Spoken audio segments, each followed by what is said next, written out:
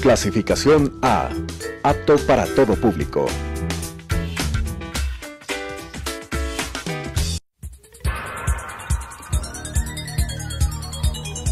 Las opiniones vertidas en este espacio por la producción... Hola amigos, muy buenos días. Iniciamos esta semana, este 10 de diciembre, donde hoy se conmemoran el Día de los Derechos Humanos, así que vale la pena recordarlos.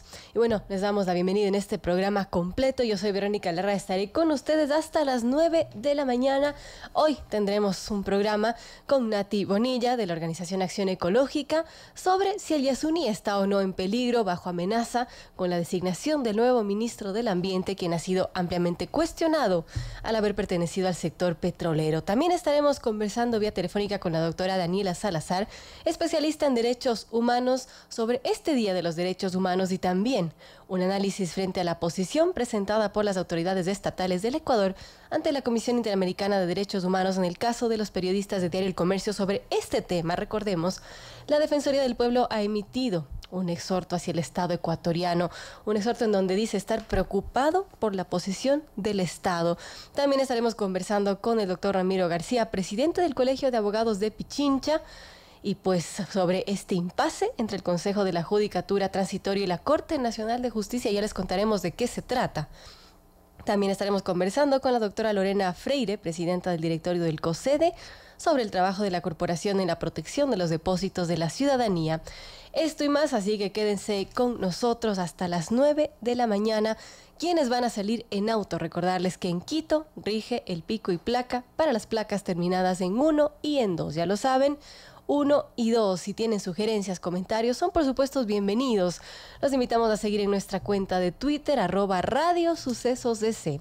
También pueden escucharnos desde cualquier parte del mundo a través del portal web www.radiosucesos.fm. ¿Desean interactuar con nosotros, con nuestros invitados? También, por supuesto, pueden hacerlo. Agradecemos sus llamadas al 246-8427. También a través de Twitter pueden interactuar con nosotros a través de la cuenta @radiosucesosdc con el hashtag Noticiero Sucesos. Ya lo saben. Bueno, y también agradecemos a nuestros auspiciantes que hacen posible este espacio, a NetLife, el único internet de ultra alta velocidad por fibra óptica que llega directo hasta tu hogar. También las tarjetas Banco Pichincha. Con tus tarjetas Banco Pichincha aprovecha los martes y jueves de beneficios de multicines con 2x1 en entradas y agrandas tu canguil gratis. Banco Pichincha es en confianza. También la Agencia Metropolitana de Tránsito, Chaide, porque descansar es más que dormir. Mazda CX-5, encuéntralo desde 39.990 con las cuotas más bajas del mercado. Mazda desafía lo convencional. También Mall El Jardín acumula $25 en facturas y participas en el sorteo de un Kia Stinger deportivo. Si pagas con Pacificar, recibes triple cupón. Así iniciamos. Bienvenido, bienvenida a este espacio conmigo hasta las 9. A continuación, el editorial del día.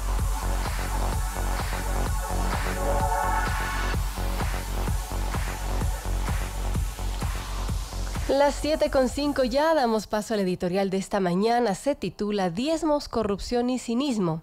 Lo escribe Rodrigo Tenorio Ambrosi en la revista Plan B. ¿Hasta dónde se ha llegado? ¿A qué abismo se ha conducido a la política? Pero no es nada saludable que los políticos se rasguen las vestiduras y menos las de la honorabilidad, no sea que aparezca el fantasma de la muerte incrustado en el cuerpo corrupto de la política. A ratos el país entero huele a cementerio. Correa condujo la política al campo del más grande de los cinismos jamás vividos. Con su doble discurso creó la escuela de la perfecta corrupción, de tal manera que los suyos pudiesen actuar sin que aparezca un verdadero cuerpo. Saber delinquir sin dejar huellas, ser corrupto a tiempo completo y sin embargo, ser visto como héroe de la honorabilidad, tener las manos absolutamente sucias y pese a ello, oler a santidad. El correato hizo de la política un perverso carnaval de disfraces. ¿Serán únicamente los vicepresidentes quienes deberían ir a parar con sus huesos en las cárceles? Después de la defenestración de Glass, las cosas siguen igual o peor que antes. Fue el presidente Moreno quien propuso a Vicuña para sustituir a su vicepresidente corrupto. ¿No sabía bien de quién se trataba? ¿No analizó detenida profundamente a su elegida de pies a cabeza lo de antes y lo de después? ¿Por qué se jugó el pellejo por una corrupta? ¿Qué lo ignoraba? no se le ha pedido hasta la saciedad que se descorreíce, como si ignorase que la corrupción es esencialmente camaleónica e hipócrita. Corrupción significa podredumbre, y lo podrido huele a mal y mil lenguas. Pero parecería que en el país administrativo y político no se percibe nada de los nauseabundos efluvios de la corrupción. ¿Se hallan acaso los poderes políticos enfermos de una crónica anosmia que terminará hundiendo para siempre al país en el desamparo político y ético? Por eso no faltan quienes defienden a Vicuña a capa y espada. Vicuña, la virgen y mártir. Me pregunto si el presidente Moreno no analizó por dentro y por fuera a su candidata a sustituir a Glass, el corrupto. Si tan tempranamente se despojó de ese vicepresidente, ¿cómo no buscar a alguien que a fe cierta sea honorable de formación de palabra y de obra? ¿O es que la década del correísmo enseñó que la única buena manera de hacer política es desde y con la corrupción? El presidente Moreno ya no puede seguir en su silencio culposo. ¿Qué puntería la suya para elegir a sus vicepresidentes? Correa y los correístas con el tema de los diezmos han estatuido un sistema mediante el cual se estatuyó una cadena de explotación abiertamente perversa. ¿A quién dio cuenta Correa de los diezmos que mensualmente habría recibido por años de los 100 y más asambleístas de su partido y de otros funcionarios? Es posible que, como la señora Vicuña, responda que todo es para el bien de la patria porque Alianza País tiene como misión la redención de la patria. Qué infamia llevarse una buena tajada del salario ajeno para enriquecerse. Un sistema que sabe a mafia siciliana y que habría sido inspirada por un prófugo de la justicia que no cesó de predicar el advenimiento del evangelio de la honorabilidad que él traía. Correa no dejó de presentarse dentro y fuera del país como el verdadero y auténtico regenerador del país enfermo de corrupción social cristiana y neoliberal. Por fin con él había llegado el auténtico redentor. ¿Cómo se comparaba con Eloy Alfaro, a quien todos sus huestes debían imitar? Como si la historia no nos hubiese enseñado a dudar de los predicadores y santeros. Poco a poco se destapan las cloacas. Sin embargo, es necesario realizar distingos. Si bien es cierto que su comandante en jefe fue absolutamente corrupto, violento y falaz, igual que no pocos de sus secuaces, ello no quiere decir de modo alguno que todos los miembros del movimiento Alianza País no sean necesariamente. Afirmarlo sería no solo un error grave, sino también una injusticia imperdonable. En Alianza País debe haber, y ciertamente hay gente de absoluta honorabilidad, que pese a ello fue víctima del canibalismo moral y político de Rafael Correa, que desde su exilio sigue lanzando loas a su ex vicepresidente y a sus antiguos colaboradores encarcelados, porque se alzaron con el santo y la limosna del país. ¿Qué más se podría esperar de él? Se decía que el tema de la ética y de los valores se aprende en casa porque más tarde sería casi imposible. De esta manera, alguien seriamente sano y honorable no podría ser tan fácilmente corrompido por un movimiento político o por su líder, que hace tabula rasa de la ética social. No hay tal tutía. La vicepresidencia debe hacer la maleta e irse a casa, o si prefiere a Bélgica, a disfrutar de sus ahorros sin la necesidad de enlodar aún más su imagen, sin dañar feamente la del presidente que le escogió y sin ponerlo en ridículo internacional. El país está cada día más harto de esta corrupción que se ha metido por todas las rendijas del quehacer político.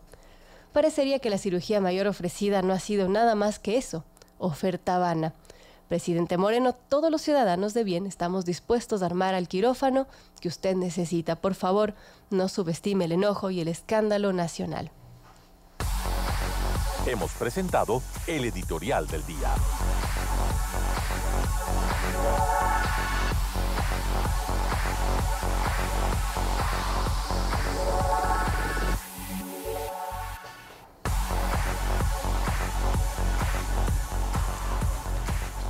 Amigos, continuamos, son las 7:10 y vamos con información. El presidente Lenín Moreno acortará su gira por China y Qatar debido a la situación que atraviesa el país.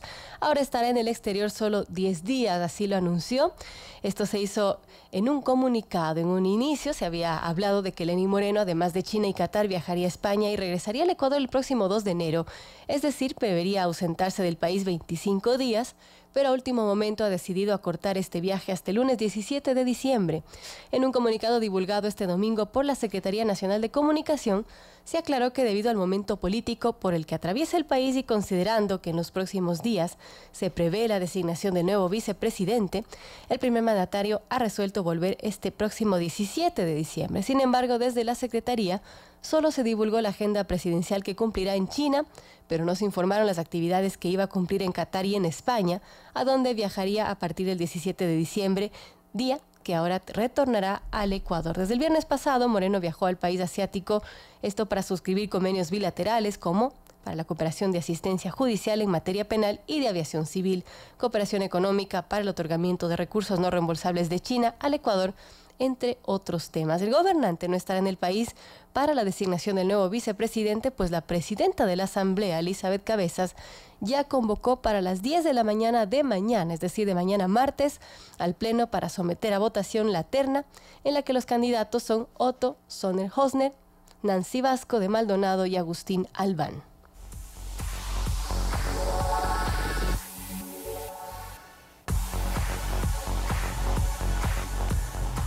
Y bien, amigos, y estamos con Nati Bonilla de la organización Acción Ecológica por un tema que ha estado muy preocupado los ecologistas. Y es que ecologistas y activistas del Ecuador han rechazado la designación de Marcelo Mata como ministro del Ambiente, esto por venir del sector petrolero.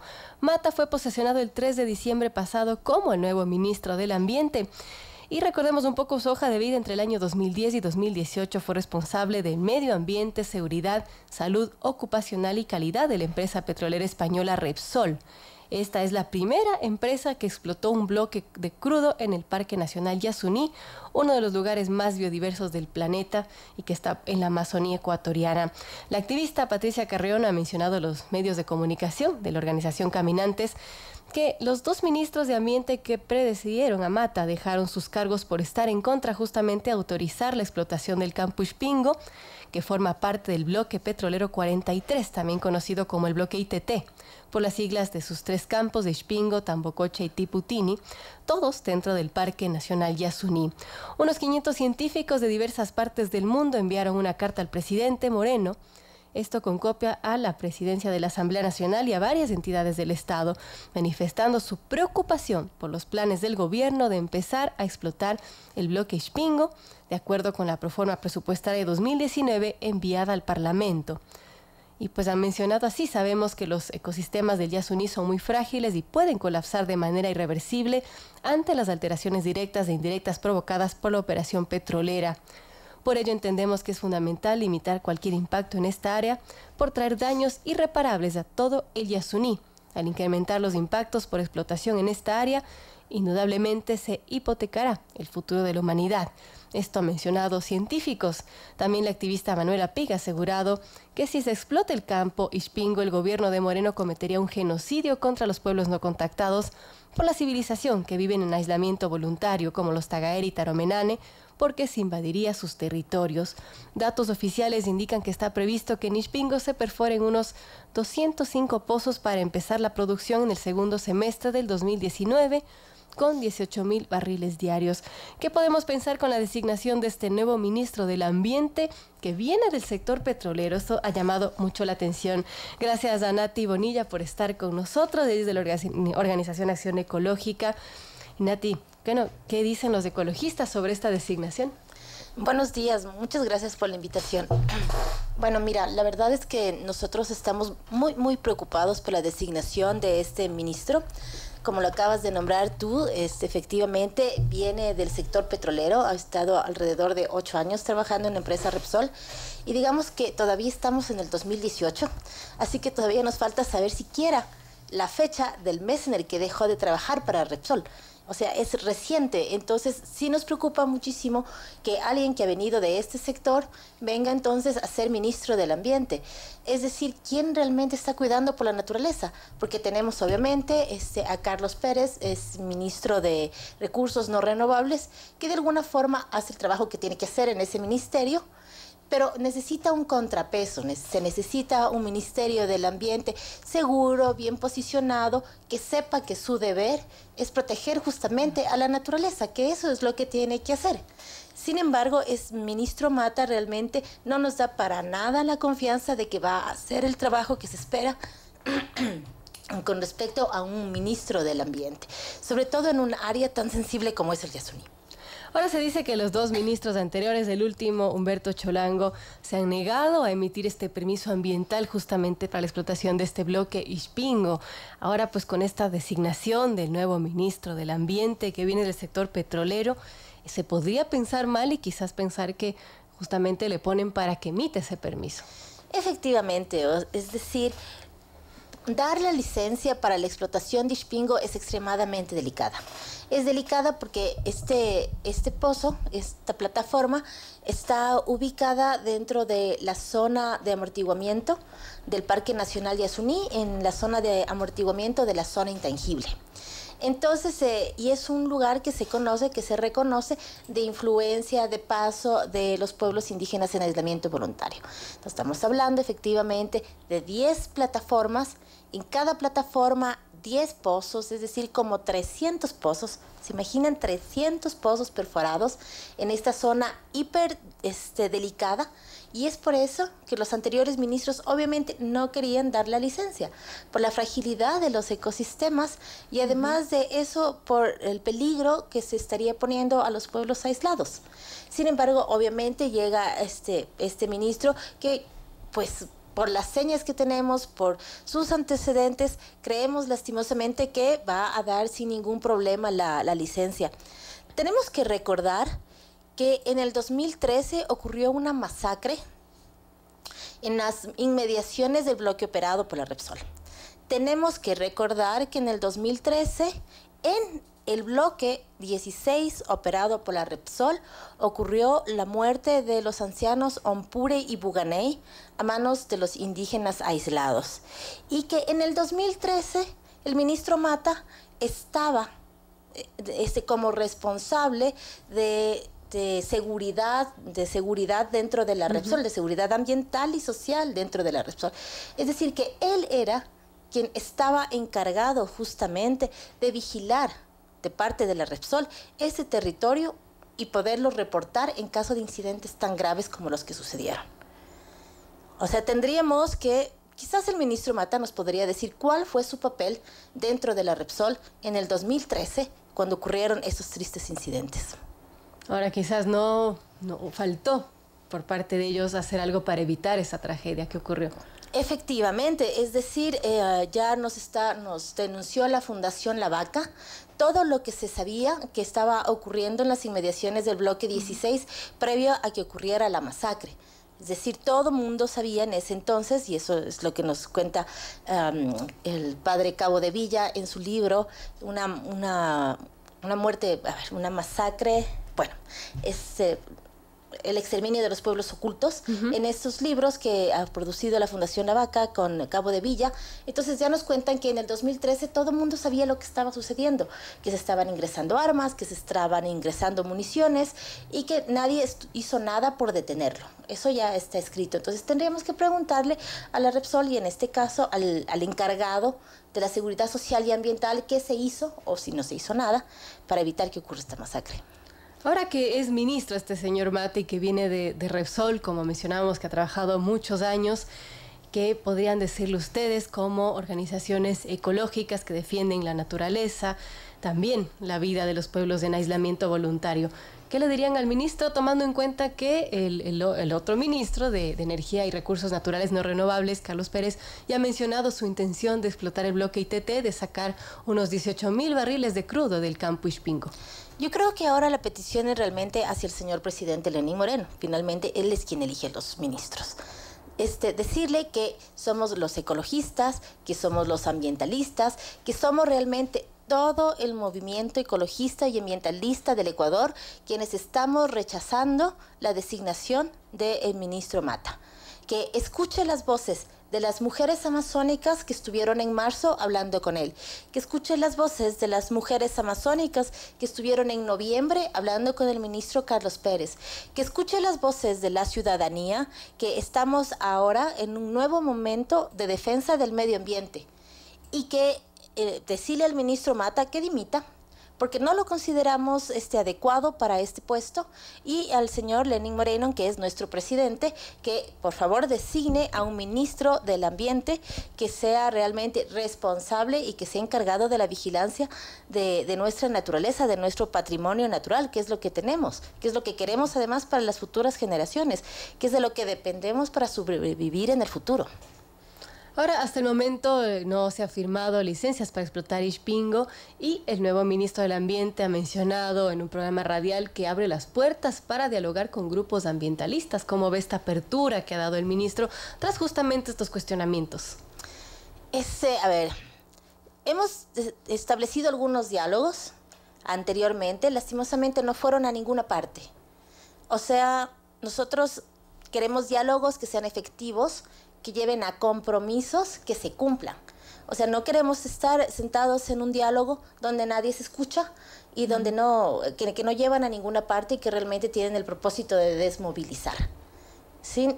Nosotros efectivamente pedimos que no haya la explotación del campo Ispingo. Nosotros lo que pedimos es que se respete toda la zona de amortiguamiento de la zona intangible, que se considere también que el permiso que otorgó la Asamblea Nacional excluye claramente la explotación dentro de la zona de amortiguamiento, dentro de la zona intangible, y que se respete eso. Y que además establezcan más protocolos para tratar de forma integral todo el bienestar de las poblaciones que están alrededor del Parque Nacional Yasuní. Esto es las poblaciones quichuas, las poblaciones guaurani sobre todo, y también porque esto va a asegurar la vida de los pueblos en aislamiento voluntario. O sea, que se trate de forma integral todo esto. Muy importante. Ahora, ¿qué va a pasar si es que el ministro no dimite? ¿Ustedes quizás van a radicalizar alguna medida? ¿Van a organizar protestas? ¿Qué han pensado los ecologistas? Bueno, todavía no lo hemos pensado. Digamos, saldrá el sol y veremos. Entonces iremos viendo cómo vamos a avanzar con respecto a este caso, ¿no? Y a todos los otros, porque realmente el tema del medio ambiente en el Ecuador tiene que ver muchísimo, por ejemplo, con los bosques, con lo que está pasando con los bosques de Esmeraldas, el tema de la minería en el norte de Esmeraldas, tiene que ver con el avance de las camaroneras, tiene que ver con el descontrol que existe a la expansión de la palma, también tiene que ver con la tala y el aprovechamiento indiscriminado de madera, es decir, tiene que ver con muchísimas cosas, no se reduce solamente el Yasuní.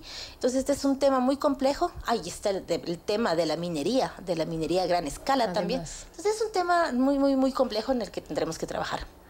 Ahora, para quienes nos están escuchando y para entender un poco por qué es tan complicada esta zona del bloque ITT de Ispingo, ¿por qué no se debería dar una licencia ambiental para explotar este bloque? Ispingo está en el corazón del Parque Yasuní, del Parque Nacional Yasuní, y además está en la zona más delicada del Parque Nacional Yasuní, que es la zona intangible. Entonces ahí tenemos motivos ecológicos de por qué no explotar Ispingo. Uno de estos es que nos encontramos en Ispingo, se encuentra en un área que se considera pantanosa. ¿Ya? Y ahí existe ecosistemas de moretales, que son como unos árboles de donde salen unas frutas.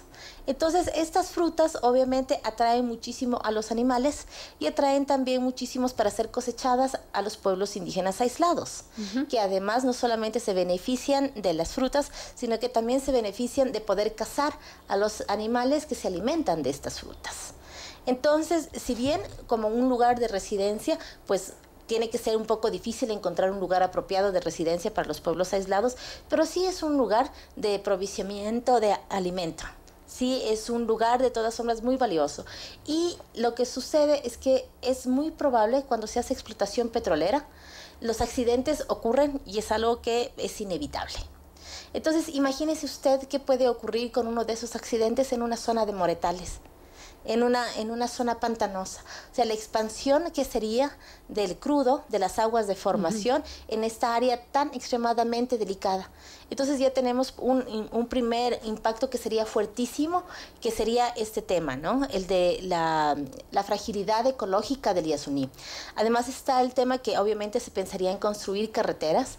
Entonces las carreteras no solamente significa el desbroce directo, sino que también a cada lado de la carretera se desbroza más para facilitar facilitar la movilización de los camiones que van por estas carreteras. Les suelen llamar, entre comillas, senderos ecológicos. Ya quisiéramos que fueran senderos ecológicos. No, no son senderos ecológicos. Son carreteras, y eso es lo que ha estado pasando. Entonces ese es otro de los graves impactos, y la deforestación, obviamente, que todo esto ocurre. Y el otro impacto tiene que ver con respecto al respeto de los derechos humanos de los pueblos en aislamiento voluntario. Es decir, ya lo dije, esta es una zona de influencia para los tagaeri y para los teramenanes. Entonces ellos, imagínense, con tanto ruido, porque obviamente la industria petrolera, los motores, ahí hay motores a diésel, obviamente no hay electricidad, motores a diésel que generan gran cantidad de ruido. Imagínense el motor tan gigantesco que tiene que ser para que logre funcionar, que funcione un pozo de extracción, ¿ya? Entonces esto hace muchísimo ruido, genera muchísima contaminación y además aumenta la posibilidad de que hayan encuentros entre los pueblos aislados y los trabajadores petroleros. Entonces estamos además exponiendo no solamente a los pueblos aislados, sino también a los trabajadores petroleros. Ha sido muy clara, Nati, gracias por estar con nosotros. Entonces la posición es que dimita este ministro que es del ambiente pero que viene del sector petrolero, y que hay este temor de que se otorgue esta licencia para explotar el bloque Ispingo con todas las consecuencias que usted nos ha comentado en esta mañana. Efectivamente, eso es lo que nosotros pedimos un ministro consecuente que venga del sector ambiental y que tenga el compromiso de proteger a la naturaleza, los derechos de la naturaleza y los pueblos que están ahí. Muchísimas gracias a Nati Bonilla de la organización Acción Ecológica. Sobre este tema está el Yasuní bajo amenaza con la designación del nuevo ministro del Ambiente. Más adelante estaremos dialogando con más personas sobre esta situación que nos preocupa muchísimo, amigos. Son las 7:27, vamos a una breve pausa y estaremos regresando con más para hablar sobre derechos humanos. Hoy que se conmemora este 10 de diciembre, se celebra el Día de los Derechos Humanos, coincidiendo además con la fecha en la que la Asamblea General de las Naciones Unidas adaptó la Declaración Universal de los Derechos Humanos, esto en 1948. ¿Cuánto tiempo ha pasado? Este año el Día de los Derechos Humanos marca el aniversario número 70 de dicha declaración, un documento realmente histórico que proclamó los derechos inalienables inherentes a todos los seres humanos sin importar su raza, color, religión, sexo, idioma, opiniones políticas o de otra índole, origen, nación social, propiedades, lugar de nacimiento ni ninguna otra condición. Esto a propósito de los pueblos en aislamiento, que también, por más no contactados que estén, tienen sus derechos humanos. Amigos, regresamos después de una pausa.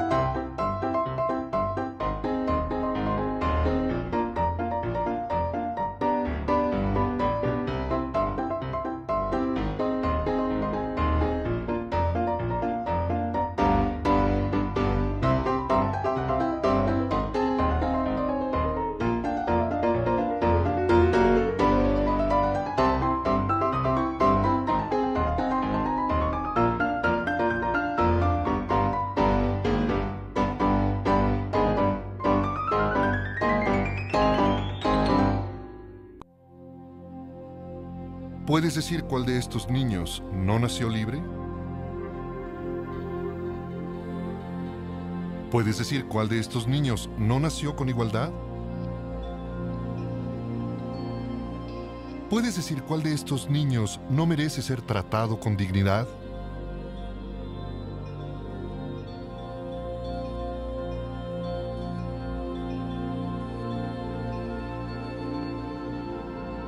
Nosotros tampoco.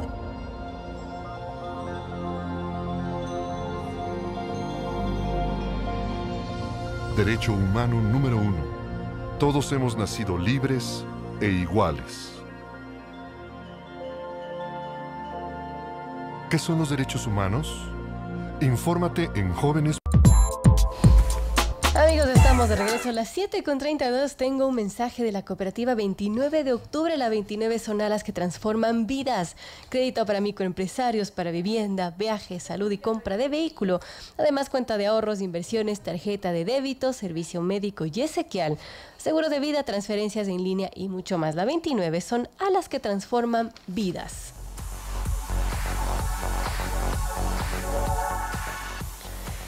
Y llega más lejos pagando menos con la venta anual de Michelin Michelin. Aprovecha la promoción 3x4 en llantas con balanceo y enllantaje gratis. Encuéntralas en todas las agencias de Casa Vaca. Ven a Casa Vaca y enllanta tu carro. Aplican restricciones.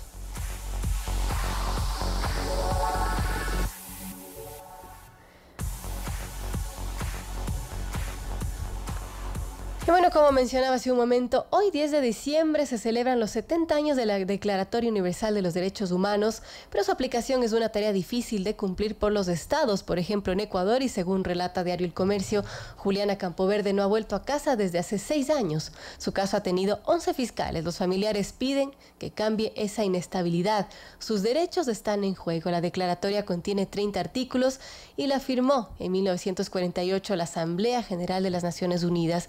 En ella se pide que derechos humanos se promuevan mediante la enseñanza y la educación, el respeto a estos derechos y libertades, y se aseguren por medidas progresivas de carácter nacional e internacional su reconocimiento y su aplicación. Pero para los padres de otra víctima, de Giovanna Constante, desaparecida en diciembre del 2010, la aplicación es complicada.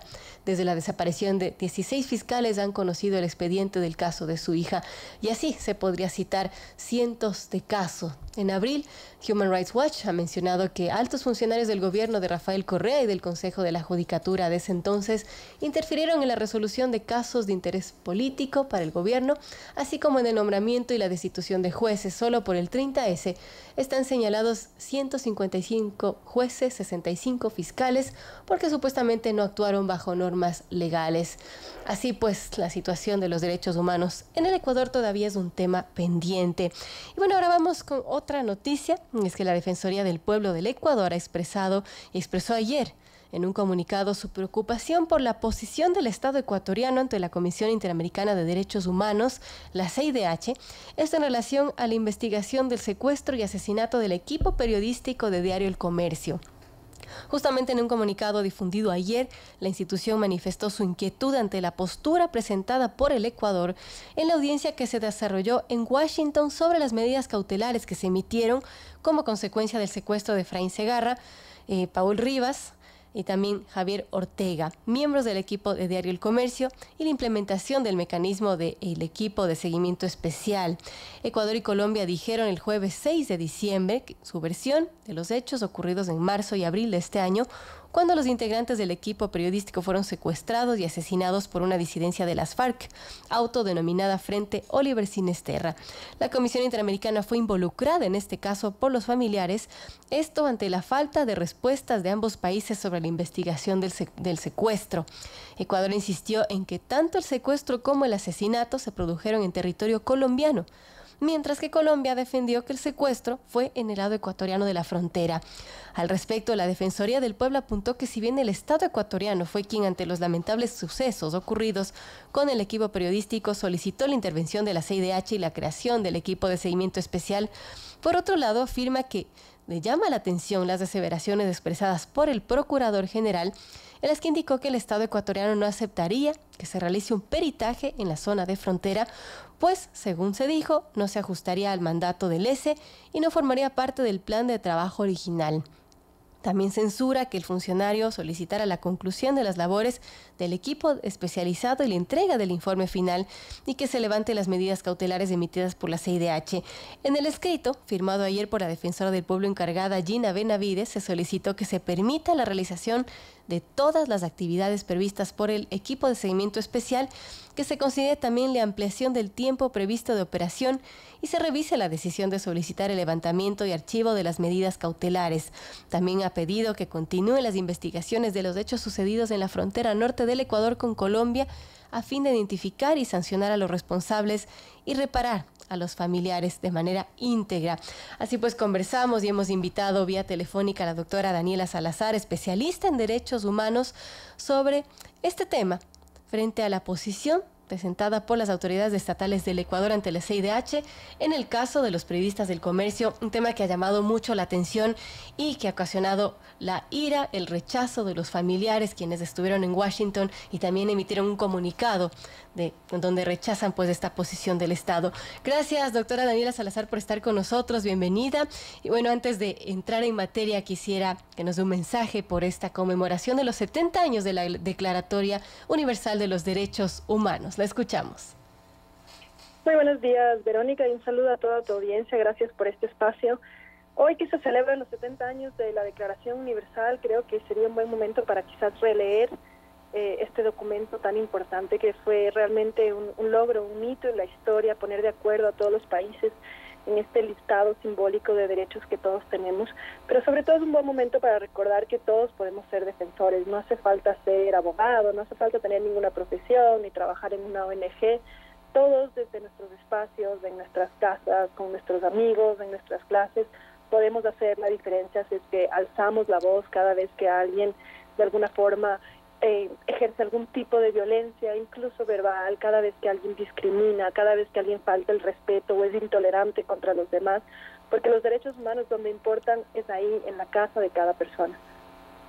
Muy bien, muy importante ese mensaje de Daniela Salazar. Ahora, para entrar en materia y pues hablando un poco de los temas pendientes que tiene el Estado en materia de derechos humanos, sin duda es este caso de los 3 periodistas, el equipo periodístico de Diario El Comercio.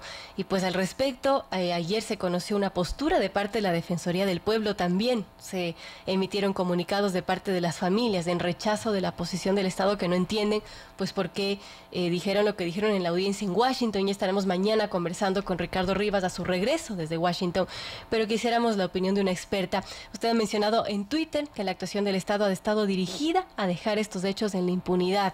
¿Por qué decir esta situación?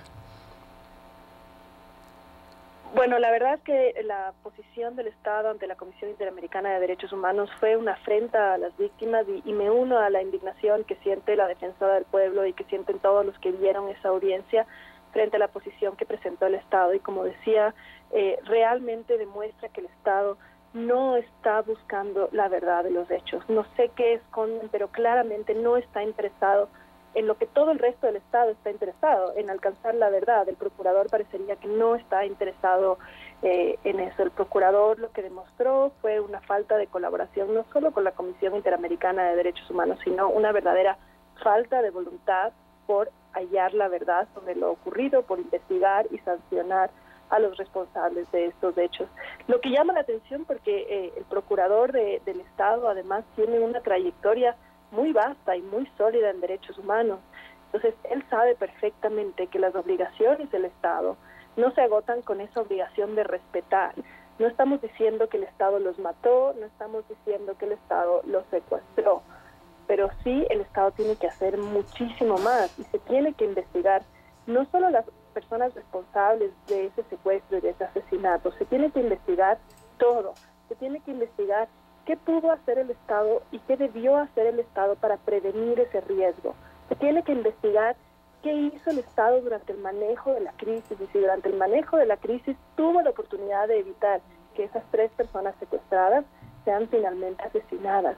El Estado tiene que investigar con debida diligencia todos estos hechos y lo que está haciendo ahora es una investigación aislada, dirigida a demostrar únicamente que todo ocurrió en Colombia y que el Estado ecuatoriano no tiene nada que ver y está claramente, desde mi perspectiva, buscando esconder algo. Con esa postura del procurador del Estado, Íñigo Salvador, ¿se estaría lavando las manos respecto a este crimen? Básicamente sí, existe ya la línea de investigación de Fiscalía es muy clara en el sentido de que lo único que les interesa investigar es aquello que les permitiría demostrar que todo ocurrió en Colombia y que no hay nada que investigar aquí. Esa línea de investigación tan sesgada de la Fiscalía, básicamente hoy parece ser la posición del Estado entero y eso es preocupante. Y más preocupante todavía porque el procurador, además en la audiencia, faltó a la verdad y esto es muy grave. Primero, sin que haya terminado la investigación, estamos todavía en una etapa de indagación previa, el procurador ya afirmó que los hechos habrían ocurrido en Colombia, cuando después del Estado de Colombia, cuya Fiscalía ha sido mucho más diligente, más técnica, más experimentada también en la investigación, claramente logró demostrar que los hechos, incluso el secuestro, ocurrió en Ecuador, el asesinato sí en Colombia. Pero además mintió al momento de reclamar a la Comisión Interamericana sobre la labor del mecanismo de seguimiento especial o del equipo de seguimiento especial. Le reclamó al equipo de seguimiento especial, por ejemplo, no haber dedicado suficiente tiempo a examinar el expediente, cuando es el propio Estado el que hasta el día de hoy se niega a enviarle el expediente a la Comisión. Entonces, el Estado no le envía el expediente, pero después le reclama y le dice que apenas ha dedicado 30 horas para mirar el expediente, y es porque el Estado no le ha dado un acceso irrestricto al expediente. La gente de la Comisión tuvo que venir al Ecuador, pedirle permiso para en la Fiscalía, en esas oficinas, poder mirar el expediente. Ni siquiera les dejaron sacar fotocopias, ni mucho menos, sino solo mirarlo. Entonces el Estado le pone una serie de obstáculos y luego le reclama por no haber dedicado suficiente tiempo a examinar el expediente. Realmente llama muchísimo la atención que una persona, como decía, con tanta trayectoria en derechos humanos, falte a la verdad frente a la Comisión Interamericana de Derechos Humanos y tenga una visión tan aislada de lo que realmente ocurrió con este secuestro y asesinato de 3 comunicadores. En este punto estamos conversando, amigos, con Daniela Salazar sobre este tema del secuestro del equipo periodístico de El Comercio, su asesinato y posterior investigación y la audiencia y el papel que desempeñó el Estado ecuatoriano. Y pues al respecto, los familiares del equipo periodístico emitieron un comunicado de rechazo y han mencionado que están profundamente indignados pero no sorprendidos, y así pues expresaron su rechazo absoluto a la posición asumida por el Estado por las cosas que ha mencionado Daniela, pero también por el tema de que ellos dicen que no es verdad que el Estado haya cumplido su compromiso de entregar la documentación sobre su actuación ante el secuestro y asesinato de Paul, Javier y Efraín.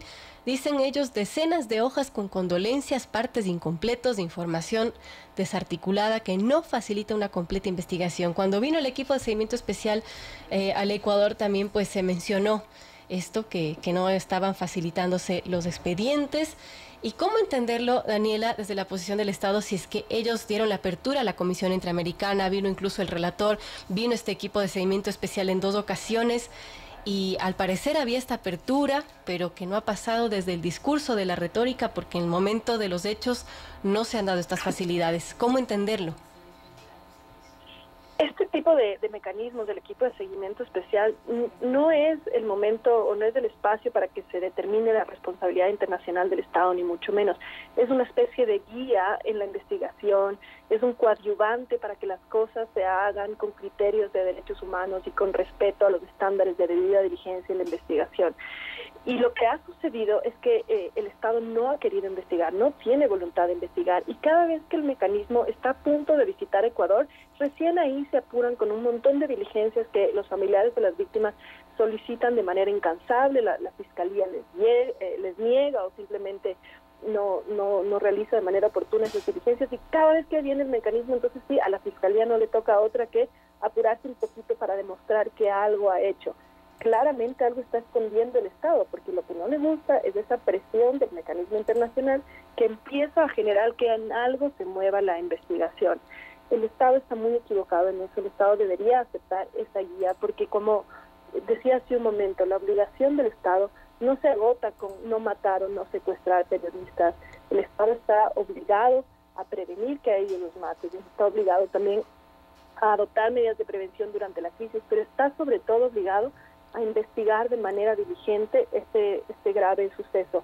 Si es que el Estado ahora no investiga con debida diligencia y no acepta esta guía del mecanismo especial, lo único que está haciendo es asegurando su responsabilidad internacional. Si es que ahora no se corrige esta línea de investigación dirigida a que todo ocurrió en Colombia y no mirar las responsabilidades incluso de funcionarios estatales que tuvieron la posibilidad de prevenir que los maten, lo único que está haciendo el Estado es garantizando que eventualmente va a ser declarado responsable internacionalmente, no por haberlos matado, pero sí por no haber investigado con debida diligencia estos graves hechos.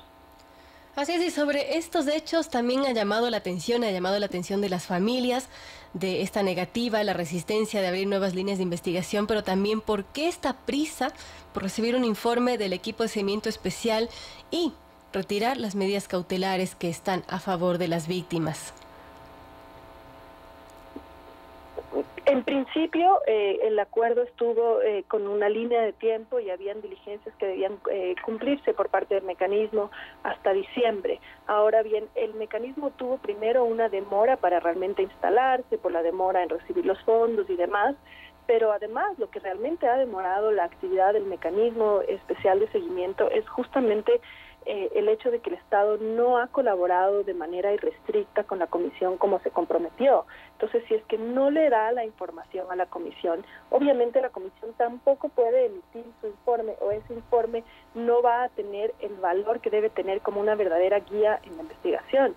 El hecho de que el Estado, sin haber colaborado de manera irrestricta con la Comisión, quiera que este mecanismo ya emita su informe y deje de funcionar, insisto, lo único que demuestra es que algo están ocultando y que no tienen la más mínima voluntad de dar con la verdad de lo ocurrido en este caso. En cuanto a las medidas cautelares, yo creo que si acaso tendrían que ampliarse. Es decir, en este momento, por ejemplo, yo pienso que deberían ampliarse a muchos otros periodistas, porque aquí hay que reconocer la labor de los periodistas, que con su investigación han logrado dar con muchas más pistas y con muchas más certezas incluso sobre lo ocurrido que la propia Fiscalía. Y esos periodistas cuyas investigaciones han sido más eficientes que las de la Fiscalía están también hoy día en riesgo frente a la acción de estos grupos armados y grupos narcoterroristas que están actuando en nuestro país. Entonces yo creo que si acaso tendría que ampliarse esa investigación para proteger a los familiares de las víctimas y a los periodistas que hoy tienen mucha información sobre cómo funcionan estos grupos, sobre quiénes fueron los responsables, y que yo creo que están corriendo un riesgo que el Estado no quiere ver y no quiere proteger.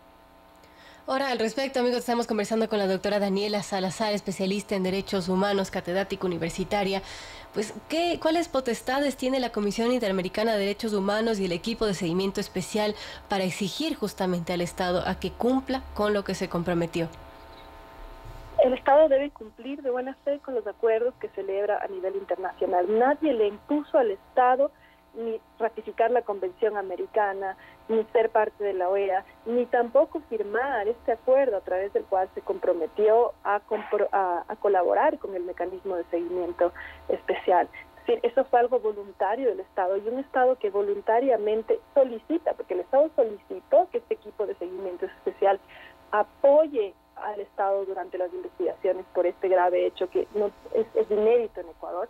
Ese Estado de buena fe tiene que cumplir con esos compromisos.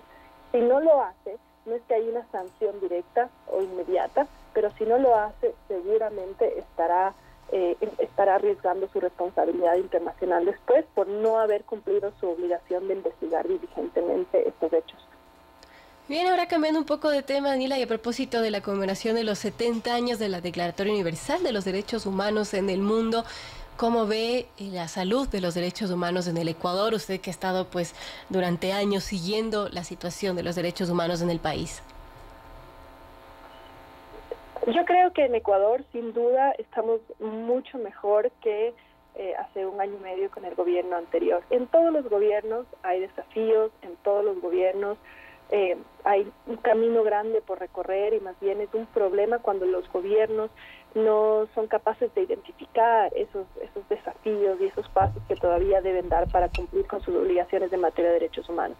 Por supuesto que hay deficiencias, hay cosas que se deben corregir, pero en general creo que la salud está mucho mejor en materia de derechos humanos de lo que estábamos con el gobierno anterior. por ejemplo, en materia de libertad de expresión, creo que se vive un ambiente de muchas más libertades. Las personas podemos expresar nuestras opiniones sin miedo a represalias.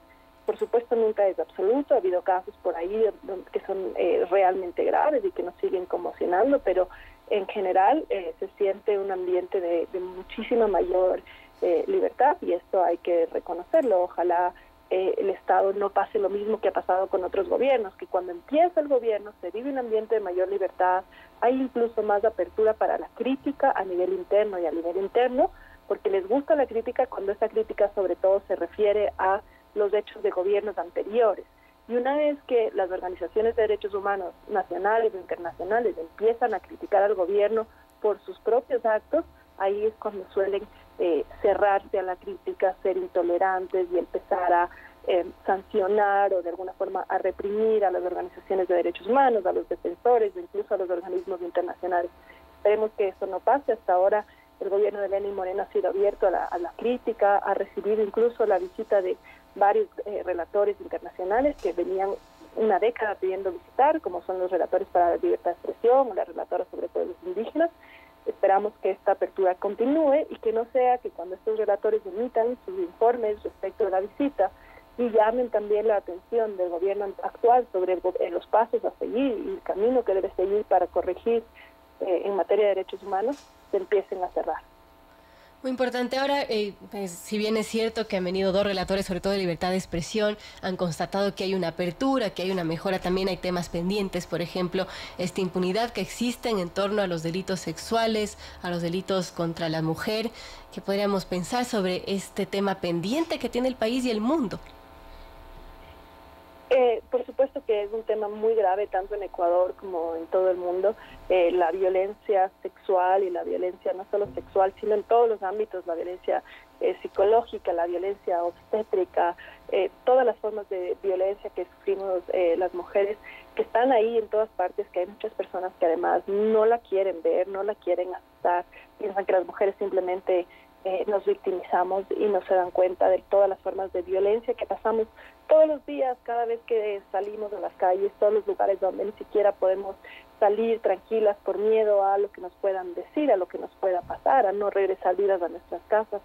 Es algo que está ocurriendo y que ocurre no solo en la calle, ocurre además en la casa. No hay ningún lugar más peligroso para las mujeres ahora que su propio hogar. Es ahí donde mueren, donde son violadas, donde son golpeadas con mayor frecuencia, y lo que más preocupa es sobre todo la impunidad. Son pocas las mujeres que se animan a denunciar, y aquellas que denuncian muchas veces son recibidas con estereotipos por parte de los operadores de justicia, que básicamente las culpan por los propios actos de los que son víctimas. No se investigan con debida diligencia y no se llega a sancionar a los responsables. Esto está sucediendo, hay un camino pendiente. Tenemos que corregir, tenemos que cambiar los estereotipos también de los operadores de justicia, y hay mucho trabajo por hacer, pero como decía hace un momento, creo que más allá de cambiar las cosas desde arriba, de esperar a que los jueces cambien o mejoren su entrenamiento, creo que tenemos que cambiar las cosas nosotros en casa. Si nosotros alzamos la voz cuando nuestro amigo hace un comentario ofensivo contra las mujeres, si en el grupo de WhatsApp nos llega otra vez un comentario que mira a las mujeres como un objeto sexual, y nosotros simplemente alzamos nuestra voz, frenamos eso, frenamos a nuestro padre cuando nos trata distinto, frenamos al esposo, frenamos a los amigos y empezamos a alzar la voz, creo que es ahí donde los derechos humanos empiezan a hacer sentido. Bueno, un importante mensaje. Muchísimas gracias a la doctora Daniela Salazar, especialista en derechos humanos, con quienes hemos conversado a propósito de este aniversario número 70 de la conmemoración de la Declaratoria Universal de los Derechos Humanos, y también sobre este caso tan grave, sobre la posición del Estado, de las autoridades del Ecuador ante la Comisión Interamericana de Derechos Humanos en el caso de los periodistas de Diario El Comercio. Quizás, Daniela, algún mensaje final para nuestros oyentes. Simplemente, Verónica, agradecerte por tu espacio y nuevamente recordar que los periodistas, además, no solo en el caso de los periodistas del comercio, sino el periodismo, los comunicadores, son actores importantísimos de la lucha por los derechos humanos. Los periodistas, los comunicadores, son quienes nos ayudan a visibilizar las violaciones de derechos humanos, a documentarlas y a mantenerlas vivas para que la gente no se olvide de lo que está pasando, a generar memoria histórica, a que esto salga a la luz, y juegan un rol importantísimo también los medios de comunicación al momento de no fomentar, por ejemplo, estereotipos contra las mujeres. Así que muy importante el rol que juegan periodistas y comunicadores en materia de derechos humanos, personas como tú que han sido siempre comprometidas con este tema. Muchísimas gracias. Gracias a Daniela Salazar por estar con nosotros vía telefónica aquí en Radio Sucesos y en Telesucesos. Yo les recuerdo, amigos, que este espacio también se transmite a través de Canal 29 UHF en Telesucesos, en señal digital Canal 29.1 HD, en TV Cable Canal 73, Claro TV Canal 43, en Facebook en tiempo real nos encuentran como Telesucesos Quito y por supuesto en nuestras redes sociales, en Twitter @radiosucesosdc. Te recuerdo también que pueden interactuar con nosotros, con nuestros invitados, con el hashtag Noticiero Sucesos. Antes de ir al corte, amigos, todavía tenemos un poco de tiempo, son las 7:56. Quisiera dar lectura al comunicado que emitieron los familiares del equipo periodístico que fue secuestrado y asesinado en la frontera norte. Esto lo emitieron el 7 de diciembre, como los mencionaba antes. También estaremos mañana conversando con Ricardo Rivas, hermano del fotoperiodista Paul Rivas, y quien estuvo en Washington a que nos comente los pormenores de lo que fue esta audiencia. Pero ellos emitieron un comunicado tras la participación del Estado, del Procurador General del Estado, y pues dicen: profundamente indignados pero no sorprendidos, expresamos nuestro absoluto rechazo a la posición asumida por el Estado ecuatoriano ante el trabajo del equipo de seguimiento especial conformado por la Comisión Interamericana de Derechos Humanos tras el secuestro de Paul Rivas, Javier Ortega y Efraín Segarra en abril en territorio nacional y posterior asesinato en el vecino país de Colombia. Rechazamos además, dice el escrito, que siendo el Estado ecuatoriano el que debería ser el primero en proteger a sus ciudadanos, ahora el procurador Íñigo Salvador pretenda que se levanten las medidas cautelares que la CIDH otorgó el 12 de abril pasado. Estas herramientas, dice, son necesarias no solo para esclarecer lo ocurrido con el equipo periodístico, sino porque sus familias son también víctimas de esta tragedia. Retirar las medidas cautelares solo le abriría paso a la impunidad. Esto no es la primera vez que el Estado ecuatoriano intenta evadir su responsabilidad frente a los trágicos hechos ocurridos, desde que el 26 de marzo de este año el equipo periodístico del Comercio fuera secuestrado en Mataje, luego de que un grupo de militares les permitiera ingresar sin resguardo ni protocolo de seguridad alguno. Ante lo dicho por el procurador en la audiencia de este 6 de diciembre, ellos expresan varios puntos, entre ellos pues el rechazo de la ligereza con la que el procurador afirmó que el secuestro, cautiverio y asesinato de Paul, Javier y Efraín ocurrieron en Colombia. Dice el funcionario, no tomó en cuenta que la investigación todavía está en curso y que el mismo proceso existen pruebas que demuestran ampliamente que el equipo periodístico fue secuestrado en Ecuador. También dice el Estado ecuatoriano no ha podido demostrar hasta el momento que sus funcionarios tomaron todas las acciones necesarias ni agotaron los recursos para traer de regreso con vida al equipo periodístico. También dice no es verdad que el Estado haya cumplido su compromiso de entregar toda la documentación sobre su actuación ante este secuestro y asesinato. Y pues allí se extiende en varios puntos más que los voy a resumir por su extensión. Dice también las amenazas de frentes armados irregulares no han sido nuevas, además de los atentados registrados en enero en la zona y otros en meses pasados. El Estado conocía de los mensajes enviados por los disidentes vía WhatsApp a policías asignados a San Lorenzo Esmeraldas. Las aseveraciones de que protocolos, boletines y supuestas acreditaciones eran suficientes para proteger a periodistas en la zona de conflicto solo revictimizan a Paul, Javier y Efraín. También dice que les preocupa de sobremanera que el Estado ecuatoriano se niegue a brindar facilidades para que el equipo de seguimiento pueda realizar su peritaje de seguridad para periodistas en la frontera. Tampoco dicen entender por qué esta resistencia a abrir nuevas líneas de investigación y por qué esta prisa también porque se entregue este informe final y se retiren estas medidas cautelares. Culmina así la carta. Son esas y muchas otras interrogantes que el Estado todavía debe responder. Exigimos que se tome con seriedad la investigación de un caso que no solo ha enlutado al periodismo del Ecuador y el mundo, sino que ha revelado la grave crisis de seguridad en la frontera norte. No permitiremos que se busque enterrar lo ocurrido bajo un manto de impunidad. Nosotros, sus familiares, amigos y colegas, hoy más que nunca les recordamos al Estado ecuatoriano que nos faltan tres, que por ellos nadie se cansa, que exigimos y que no dejaremos de gritarle al mundo no a la impunidad. Es una parte de este comunicado emitido por los familiares, quienes, como les mencionaba, tuvieron esta audiencia en Washington. Mañana estaremos conversando con Ricardo Rivas sobre los pormenores de esta situación y qué expectativas se tiene con estas investigaciones que realiza el equipo de seguimiento especial y también de las trabas que han tenido en el camino. Amigos, ya son las 8 en punto, vamos a una breve pausa y regresamos con más.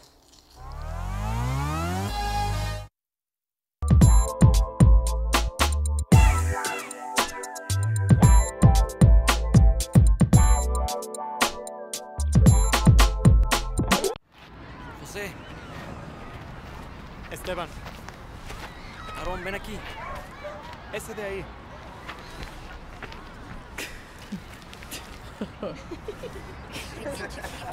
Tú, ven acá.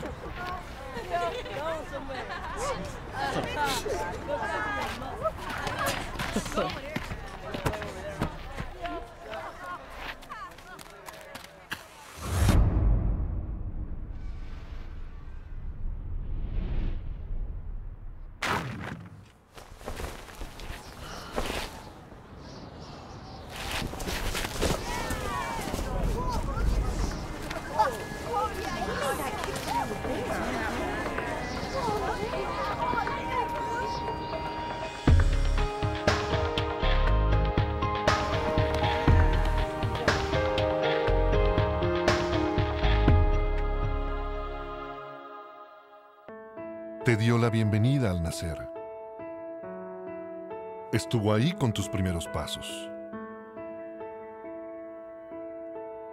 Con tu primer error. Con tu primer beso. Está contigo cuando ganas. Cuando pierdes. Cuando te vuelves a levantar. En cada momento la puedes sentir.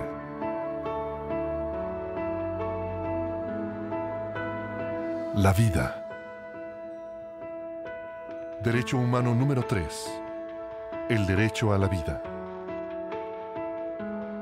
¿Qué son los derechos humanos? Infórmate en jovenesporlosderechoshumanos.org. Estamos en la exposición sobre la esclavitud. Como ven, los esclavos eran secuestrados, encadenados durante semanas y amontonados en barcos en condiciones realmente espantosas.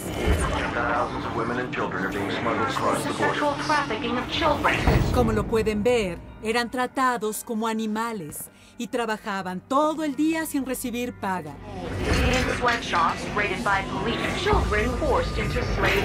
Algunos capataces eran muy crueles, los azotaban y golpeaban como se ve en las fotos. Antes de continuar, ¿quieren preguntar algo? ¿Y esto sigue pasando?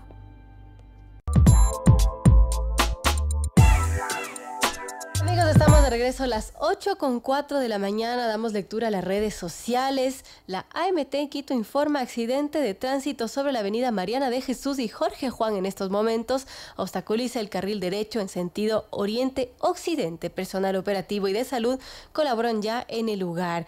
Bueno, también ha habido cuestionamiento respecto a la designación del fiscal de Pichincha, Galeano Balcázar.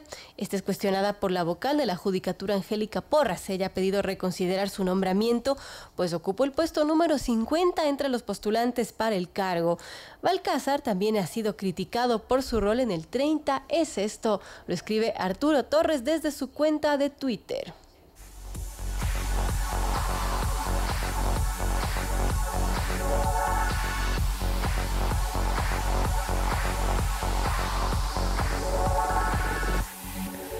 Y también un mensaje de la AMT. El metro de Quito va a transportar más de 400,000 pasajeros diariamente, ahorrándoles muchísimo tiempo y mejorando la movilidad de la ciudad. Este es un mensaje de la Agencia Metropolitana de Tránsito.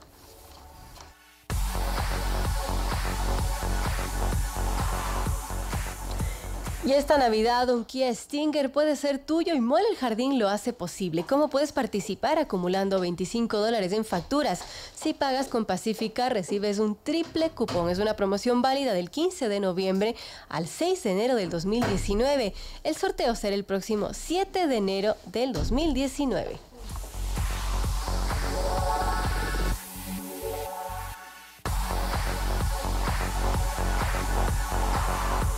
Y ahora con noticias, el gobierno debe responder hoy a observaciones sobre la proforma presupuestaria. Esta es del titular de Diario La Hora. Desde el 30 de noviembre, cuando el Pleno de la Asamblea decidió devolver la proforma 2019 con 17 observaciones, hoy se cumplen los 10 días que estipula la ley para que el Ministerio de Finanzas responda sobre todas las objeciones. Estas observaciones en su mayoría están centradas en la reducción de asignaciones en sectores como la salud, la educación y equidad de género y la sostenibilidad de los ingresos fiscales, sobre todo en lo relacionado al precio del petróleo y los $1.000 millones presupuestados por concesiones.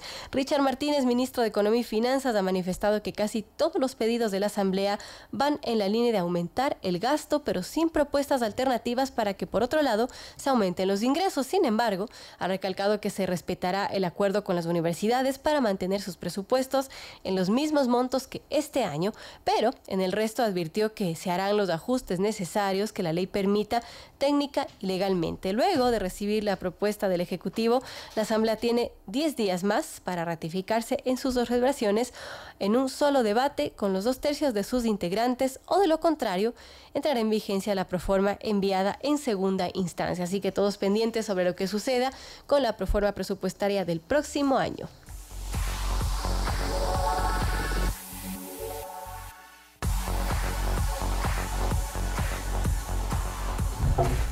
Bien, amigos, estamos listos para presentar a nuestra siguiente invitada. Estamos aquí ya en micrófonos con la doctora Lorena Freire, ella es presidenta del directorio del COSEDE, y pues nos va a conversar acerca del trabajo de la cooperación en la protección de los depósitos de la ciudadanía. Justamente pues nos habían enviado una información que la Corporación de Seguro de Depósitos, el Fondo de Liquidez y Fondo de Seguros Privados, COSEDE, es una entidad pública que se encarga de proteger los depósitos de la ciudadanía a través de la gestión eficiente del seguro de depósitos. Esta institución ya cumple 10 años de servicio al país. Gracias a este seguro de depósitos tenemos datos que el 98% de las personas que han pasado por el proceso de liquidación forzosa de su entidad financiera han recuperado 100% de sus depósitos. Desde el inicio de operaciones de este mecanismo de protección financiera a la fecha, se ha destinado un total de $102 millones por concepto de pago del seguro, con lo que se han beneficiado más de 520,000 personas en todo el país. Justamente la creación de la institución ha constituido una garantía para evitar que en el Ecuador se repita nuevamente lo que ocurrió antes, como en crisis financieras como la de pasada del 1999, que significaron pérdidas económicas, un incremento en la pobreza, una ola migratoria como lo vivimos los ecuatorianos, y que sin duda pues no queremos repetirlo. Bienvenida, doctora Lorena Freire, gracias por estar con nosotros. Muchas gracias a ustedes la invitación. Justamente en lo que usted leía, veíamos la importancia de lo que es el seguro de depósitos para nuestro país, para nuestro sistema financiero y para la confianza en él. Creo que es vital que los ciudadanos conozcan que existe este beneficio, que existe esta herramienta, este mecanismo, que lastimosamente no muchos lo conocen. A nuestros oyentes les pregunto, ¿sabían ustedes que tienen un seguro de depósitos ya por el hecho de tener su dinero en un banco, en una cooperativa, en una mutualista? Están ya cubiertos por este seguro de depósitos sin que ustedes siquiera lo sepan. Así es, justamente el COSEDE es la Corporación del Seguro de Depósitos, Fondo de Liquidez y Fondo de Seguros Privados. Cuéntenos, ya cumplen 10 años, para muchas personas que quizás no sabían de su existencia, cómo funciona, cómo se financia y cómo evita que vivamos una crisis bancaria como la trágica de 1999. Bueno, el seguro de depósitos es un mecanismo de protección para los depositantes que tienen su dinero en un banco, en una cooperativa o en una mutualista. Estos obviamente tienen que ser legalmente constituidos, y un llamado a todos quienes nos escuchan para que no se dejen de alguna manera sorprender, porque muchas veces en sectores, sobre todo de rurales, suelen a veces ponerse un kiosquito, ya lo llamamos, que ponen el nombre de cooperativa y no necesariamente están legalmente constituidas. Primero tenemos que ver que estén legalmente constituidas. Para ello ustedes pueden consultar en la página web, ya sea del organismo de control, que se denomina Superintendencia de Economía Popular y Solidaria, CEPS, o en nuestra página web www.cosede.gov.es, para verificar primero que la institución está legalmente creada. Y con esto nosotros podemos entregar nuestro dinero, confiar nuestro dinero a estas instituciones, y tenemos una cobertura del seguro con el seguro de depósitos que es de acuerdo al tamaño de cada una de las entidades. gracias a este seguro de depósitos, conforme comentaba anteriormente usted, tenemos que el 98% de las personas que lastimosamente han tenido que pasar por un cierre de las entidades, pues han recuperado el 100% de su dinero, es decir, no perdieron absolutamente nada. Eso es la garantía que permite de alguna manera demostrar que no va a pasar lo que hace muchos años sucedió. ¿Cómo se forma este seguro de depósitos? Pues gracias a la norma así lo establece, el Código Monetario y Financiero, de que todas las instituciones, bancos, cooperativas y mutualistas deben realizar un aporte mensual, en el caso de por segmentos y anual en determinados segmentos, para hacer este fondo. Este fondo al momento es ya de 1.900 millones de dólares, ¿sí? Y de acuerdo a las comparaciones que hemos hecho a nivel internacional, pues es un fondo que está cumpliendo parámetros internacionales y que le da garantía y solvencia a nuestro sistema financiero. Importante, ¿cómo nace? ¿Cómo surge el COSEDE? Bueno, la COSEDE en el año 2008 nace como un pilar más de la red de seguridad financiera que se crea con el Código Monetario y Financiero, donde se establecen 4 pilares para nuestro sistema financiero, para su confianza. De ellos, 2 son manejados por la COSEDE, que es el seguro de depósitos y el fondo de liquidez, y los otros 2 están en función de la supervisión que realizan los organismos de control. La intención de estos pilares es justamente ser como una casa, ¿no es cierto? Lo que aguanta cuando haya los temblores, cuando hay un terremoto, estos pilares son los que no permiten que una casa se vaya abajo. En el caso del sistema financiero, lo que hace es no permitir, fortalecer al sistema para que en el caso de cuando hay algún problema, pues estos pilares son los que permiten solventar y que a nadie le pase nada.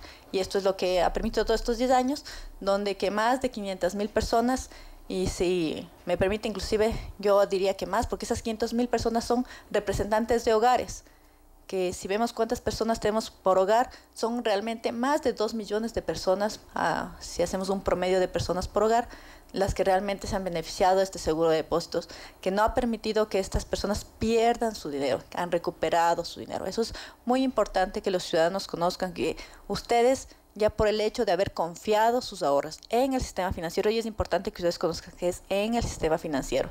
Si ustedes guardan en su casa, bajo el colchón, eso no tiene seguro de depósitos. Entonces sí es importante que de alguna manera veamos al sistema financiero como ese lugar donde que tengo una cobertura adicional sin costo alguno. Eso también es muy importante, porque ya yo no tengo que pagar valor alguno para recibir este seguro de depósitos. Del momento que yo deposito mi dinero, ese dinero está asegurado, sin necesidad de hacer trámite alguno ni pago alguno. Muy importante conocer esto, doctora. Ahora, ¿qué diferencia hay entre la COSEDE y la AGD, la Agencia de Garantía de Depósitos? Bueno, es una diferencia totalmente abismal. En el caso de la COSEDE, lo que nosotros hacemos es administrar un fondo cuyos depósitos, cuyos ingresos más bien, provienen del propio sistema financiero. Esa ya es una gran diferencia, ¿sí? En el caso de la AGD en su momento, quien garantizó fue el propio Estado ecuatoriano. En este caso, quien está garantizando el dinero que se está aportando viene pues de las instituciones financieras, que es lo lógico, pues son ellas quienes administran realmente el dinero de los depositantes y son ellas quienes deben dar esa garantía. Y se encarga a la COSEDE, una institución pública, para que administre el dinero de los depositantes de todo el público. De tal manera que nosotros lo tenemos guardadito, bien invertido, lo más líquido posible, para que en el momento que le necesitemos, los depositantes pues reciban este dinero. Un poco cómo funciona, porque las personas pueden decir, bueno, y en el caso que me pase de que mi entidad cierre, ¿yo qué debo hacer? ¿Qué trámite debo hacer? Un poco haciendo el proceso de cómo funciona esto es, una vez que la Superintendencia de Bancos o la Superintendencia de Economía Popular y Solidaria dispone el cierre de una entidad, y esto se hace cuando ya la entidad no es viable, no tiene el suficiente patrimonio para responder a los depositantes, pues la superintendencia dispone que se cierre y remite a la COSEDE un listado de los depositantes. Levanta una base de datos y dice, señores COSEDE, este es el nombre de las personas, este es el dinero que tenían aquí depositado, usted págueles. Entonces, una vez que recibimos la base de datos, Nosotros en función de un monto de cobertura, porque como todo seguro tiene un monto máximo de cobertura, se hacen los pagos a los depositantes. Una vez que nosotros recibimos, este pago no demora más de 12 o 13 días a que los ciudadanos reciban este dinero a través de otras instituciones financieras que nosotros disponemos para que se realice el pago. Entonces, es realmente rápido, fácil para los ciudadanos. Para esto nosotros informamos a través de la propia entidad de cierre y también a través de nuestra página web. ¿Cuál sería el monto máximo de cobertura?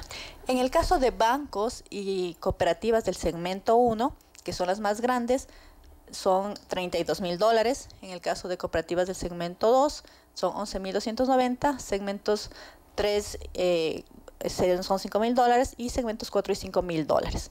Para ello, para saber qué segmento es mi cooperativa, pues simplemente usted puede acceder a nuestra página web.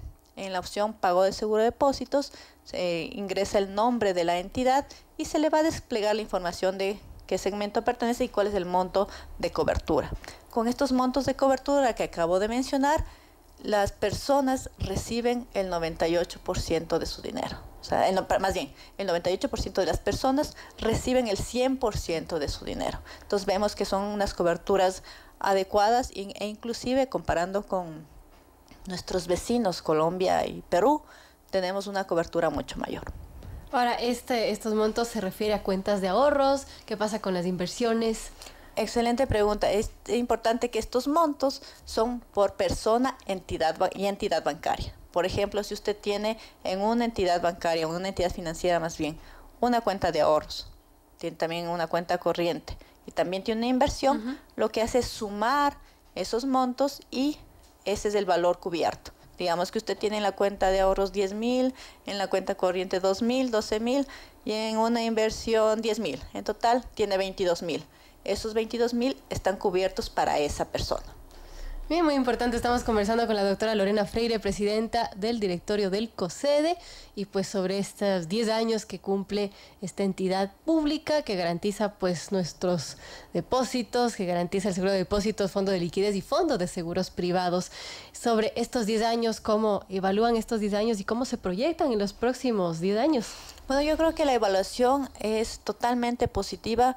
Pues si bien puede ser, por un lado, lamentable que muchos no conozcan acerca del seguro de depósitos, también vemos que es positivo que no hayan percibido ningún problema en el sistema financiero. ¿Por qué? Porque pese a que han habido personas que han tenido que pasar por este lamentable suceso, en general la ciudadanía no lo ha percibido. ¿Por qué? Porque es un mecanismo que funciona y está funcionando bien y que le está dando la solvencia y confianza al sistema financiero en general. Entonces, dígame, por ese lado yo creo que lo evaluaría como altamente positivo con el funcionamiento del seguro de depósitos. ¿Cuáles son nuestros retos? Pues realmente atender en el menor tiempo posible. Si ahora lo estamos haciendo en 12 días, pues nuestro reto es hacerle ojalá decíamos, al siguiente día de que una entidad ha cerrado, llegar a hacer el depósito en la cuenta bancaria de los ciudadanos. Justamente eso es uno de los hacia donde nos queremos llegar, que los ciudadanos tengan la menor percepción posible de que no tienen el dinero en sus manos y que conozcan que el sistema financiero es un sistema financiero realmente solvente, que cuenta con mecanismos que en caso de que haya algún problema, ¿sí?, hay un salvavidas ahí para cada uno de los ciudadanos con el cual pueden sentirse tranquilos, sentirse que están apoyados y que nuestro sistema financiero cuenta con una red de seguridad financiera que le permite seguir confiando en el sistema. Desde que se creó la COSEDE, ¿cuántas entidades financieras han cerrado, han quebrado? Bueno, yo creo que más que enfocarnos en cuántas entidades han cerrado o han quebrado, el enfoque del seguro de depósitos es cuántas personas se han beneficiado, porque pueden haber varias que han cerrado, pero realmente son de tamaño muy, muy, muy pequeño, cuando realmente lo importante en el seguro de depósitos es cuántas personas no han perdido su dinero. Ese es el enfoque del seguro de depósitos, más que cuántas entidades han quebrado. Cuántas personas no han perdido su dinero, y son más de 500,000 familias, más de 2 millones de ciudadanos que gracias al seguro de depósitos han mantenido sus recursos, y sí, hay en ese 2% de personas que no han recibido la diferencia que les falta recibir, pues tienen que hacerlo una vez que se liquide la propia entidad financiera. Entonces eso es importante. Si usted tal vez no sabía de este seguro de depósitos y tenía su dinero en alguna institución que lamentablemente cerró, también ese dinero está disponible. Usted puede consultarlo también en dónde puede cobrarlo, igual en nuestra página web, que repito nuevamente, www.cocede.gov.es. Usted revisa, se acerca y va a recuperar su dinero. Muchísimas gracias. Estamos conversando con la doctora Lorena Freire, presidenta del directorio del COCEDE, sobre el trabajo de la corporación y la protección de los depósitos de los ecuatorianos. Gracias, doctora, por estar con nosotros. Amigos, damos una breve pausa. Estamos ya conversando con Ramiro García, él es presidente del Colegio de Abogados de Pichincha, y pues también nos va a comentar sobre este impasse entre el Consejo de la Judicatura Transitorio y la Corte Nacional por 2 resoluciones. Ahora les contamos de qué se trata. Quédense con nosotros y regresamos. Muchas gracias. ¿Y usted?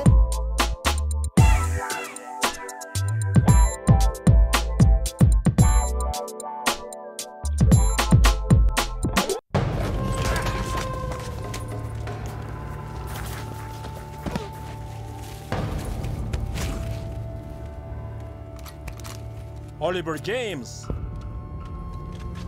Mi amigo, bienvenido a mi país. Tengo derechos. ¿Ah, sí? ¿Dónde crees que estás? Tengo derechos, tengo derechos. Los únicos derechos que tienes aquí son los que yo te doy. ¡Preparen! 1, 2.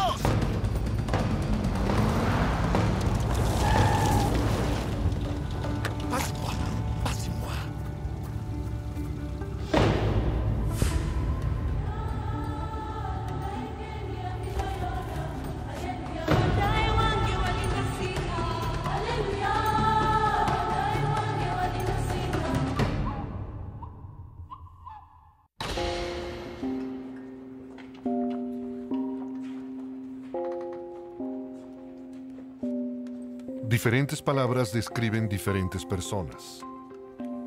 Pero ante la ley, hay una palabra que se ajusta a todos. Derecho humano número 7. Todos somos iguales ante la ley. ¿Qué son los derechos humanos? Infórmate en jovenesporlosderechoshumanos.org. Yo, this is a story about human rights. For those that don't know, you need to. Yo, a starving artist, but his lyrics so worldwide. His friend and manager was a snake in disguise, and he was bitten. His song sold without his permission. Saw his record on the shelf, the snake had stolen his vision. But knowing his rights, he could protect himself. Fair treatment by fair courts, he got the law to help. The other dude just sunk weak, looked like a punk. Could hardly open his mouth to speak, popping that junk. You better get up, stand up, if you've been done wrong. You better stand up for your rights like that Marley song. Get yourself represented, lawfully defended. Know your human rights, don't ever surrender. No, don't ever surrender. Yeah. Let's go.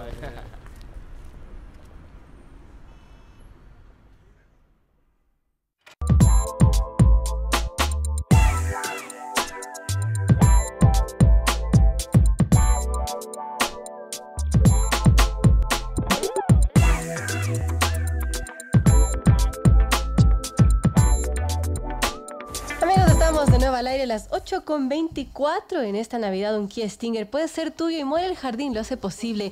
¿Cómo puedes participar? Acumula $25 en facturas. Si pagas con Pacificar, recibes un triple cupón. Promoción válida del 15 de noviembre al 6 de enero del 2019. Sorteo 7 de enero del próximo año. La Navidad se llena de luz en Mall El Jardín.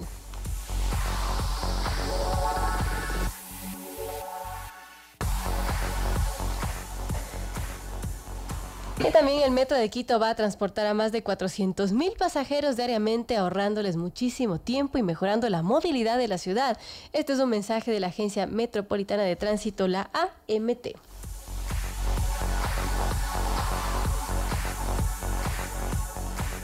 Bueno, amigos, les recordamos que este programa de radio hasta las 9 de la mañana también se televisa a través de Telesucesos, Canal 29 UHF, en señal digital Canal 29.1 HD, TV Cable Canal 73, Claro TV Canal 43, en Facebook en tiempo real nos encuentran como Telesucesos Quito. También, por supuesto, pueden interactuar con nosotros, ya lo saben, a través de Twitter, @Radio Suceso DC, con el hashtag Noticiero Sucesos.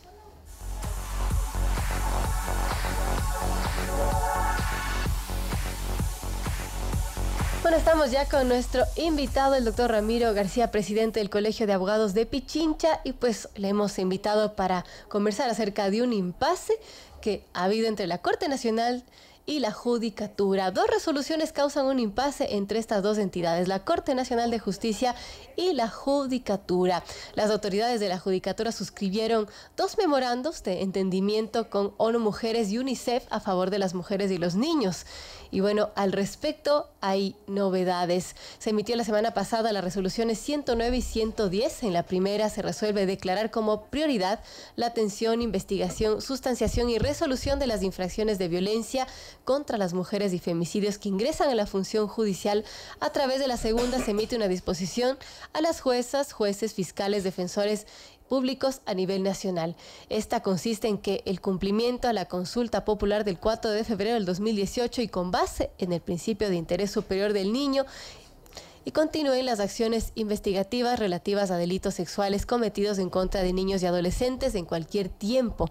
Agrega que estos delitos no prescriben. En respuesta, la Corte Nacional de Justicia, mediante un comunicado de 2 páginas, indicó, cuestionando y que dijo que solo la Corte Constitucional tiene la facultad de expedir resoluciones de este tipo en caso de que las leyes no estén claras. A través de estas resoluciones del Consejo de la Judicatura Transitorio, ellos mencionan, no solo se atribuye competencias que no le corresponden, sino que interfiere en la administración de justicia. Ellos consideran que atentando el principio de independencia interna consagrado en los artículos 168, 1 de la Constitución de la República y 8 del Código Orgánico de la Función Judicial. Agrega pues que el presidente del Consejo de la Judicatura de Transición, Marcelo Merdo, señaló que no hay injerencia en la justicia en la administración y que lo que se ha hecho el organismo a su cargo es simplemente poner en conocimiento de los jueces lo que el pueblo ecuatoriano resolvió en la consulta popular, recordemos, de febrero de este año. En similares términos se ha pronunciado la vocal de la Judicatura de Transición, Sobeida Aragundi, y que ha señalado que lo que han hecho es orientar al sistema judicial para que atienda las denuncias de abuso sexual a niños y adolescentes. También Aquiles Rigail, vicepresidente del Consejo Transición, planteó un debate nacional sobre la imprescriptibilidad de los delitos contra mujeres y menores. ¿Qué nos dice el doctor Ramiro García, a quien le damos la bienvenida? Él es presidente del Colegio de Abogados de Pichincha, sobre este impasse entre el Consejo de la Judicatura de Transición y la Corte Nacional de Justicia? ¿Quién tiene la razón? El Consejo de la Judicatura de Transición se estaría rogando funciones, como lo dice la Corte Nacional. Bienvenido. Gracias, Verónica. Un saludo para todos los oyentes. Bueno, creo que esta es otra metedura de pata del Consejo de la Judicatura de Transición que, ojo, insisto, compuesto por gente honesta y sensata, que creo que son honestos, creo que es gente además con experiencia, pero evidentemente no se entendió cuál es el rol que debe jugar el Consejo de la Judicatura. Un Consejo de la Judicatura que no puede interferir en decisiones judiciales. Por ejemplo, no puede suspender a jueces en razón del contenido de sus fallos o de sus autos. Un Consejo de la Judicatura que no puede hacer interpretación legal. Más todavía una interpretación extensiva de aquello sobre lo que se pronunció el pueblo en las urnas. Lo que dijo el pueblo es: consideramos que los delitos contra menores deben ser imprescriptibles. Los delitos sexuales contra menores deben ser imprescriptibles. Perfecto, pero esa imprescriptibilidad por principio de legalidad opera desde el momento en que esto se decide. Pues resulta que el Consejo de la Judicatura, a través de una resolución, decide que esto corre ad infinitum para atrás. Es decir, que se puede procesar cualquier delito sexual previo, aun cuando este ya hubiera estado prescrito de acuerdo a las reglas vigentes, a las reglas procesales vigentes al momento de la comisión y durante el tiempo de prescripción. Es una cosa de locos. Es decir, se está primero no tiene el Consejo de la Judicatura facultad interpretativa ni de la ley ni de la Constitución. Yo creo que todavía se les hace muy duro entender que el Consejo de la Judicatura no es el dueño de la justicia, sino simple y meramente un ente administrativo disciplinario. Punto. Pero que además esa facultad disciplinaria de ninguna manera les permite entrar en los casos específicos. Si un juez llega atrasado a las audiencias, si no asiste puntualmente o si no va a trabajar, si acude en estado de ebriedad o con sustancias psicotrópicas adentro, o qué sé yo, ¿verdad? Si es que trata mal a sus empleados, etcétera. Eso es materia del Consejo. Si un juez se equivoca en un fallo, eso tienen que revisar los otros jueces en sede recursal, es decir, dentro del sistema de recursos que tenemos. Y en sede procesal, además, no cualquier juez, los jueces del caso específico. Porque para eso está el proceso. Entonces, el Consejo de la Judicatura no puede constituirse una suerte de órgano revisor de fallos, de sentencias, y peor todavía de interpretar ley o constitución.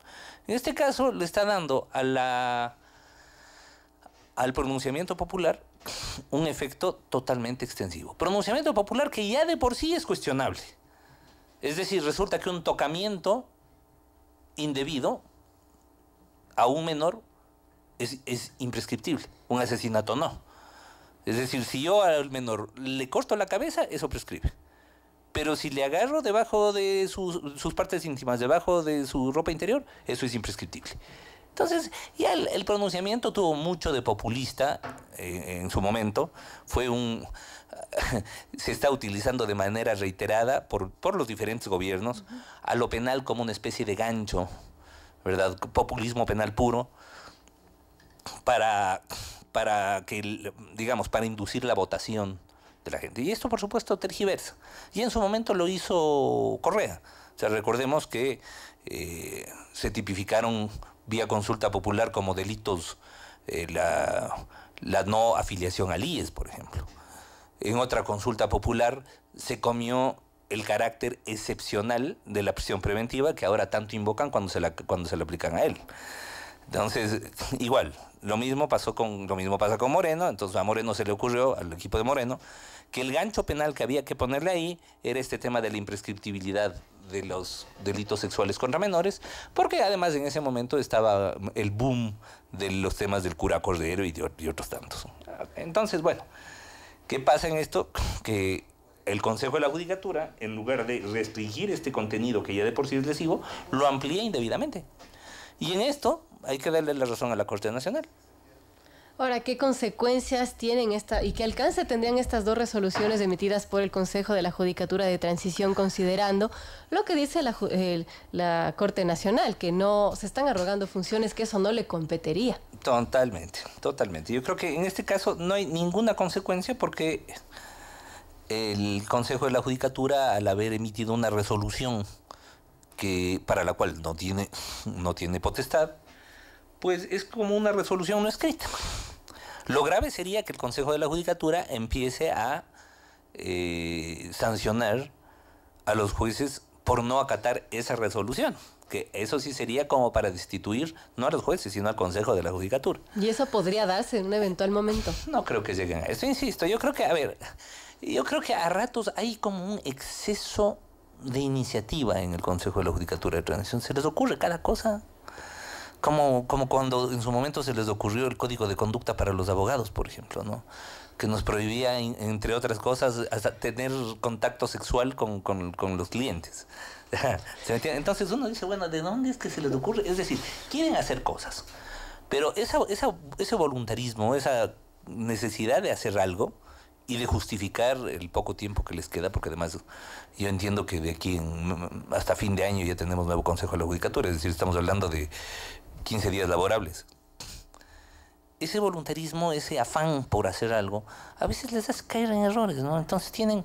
Y el problema es que además, en eso hay que decirlo, tienen muy mala asesoría. O sea, yo he visto una asesoría, pero de muy, muy bajo nivel. Conceptual, de muy bajo nivel académico.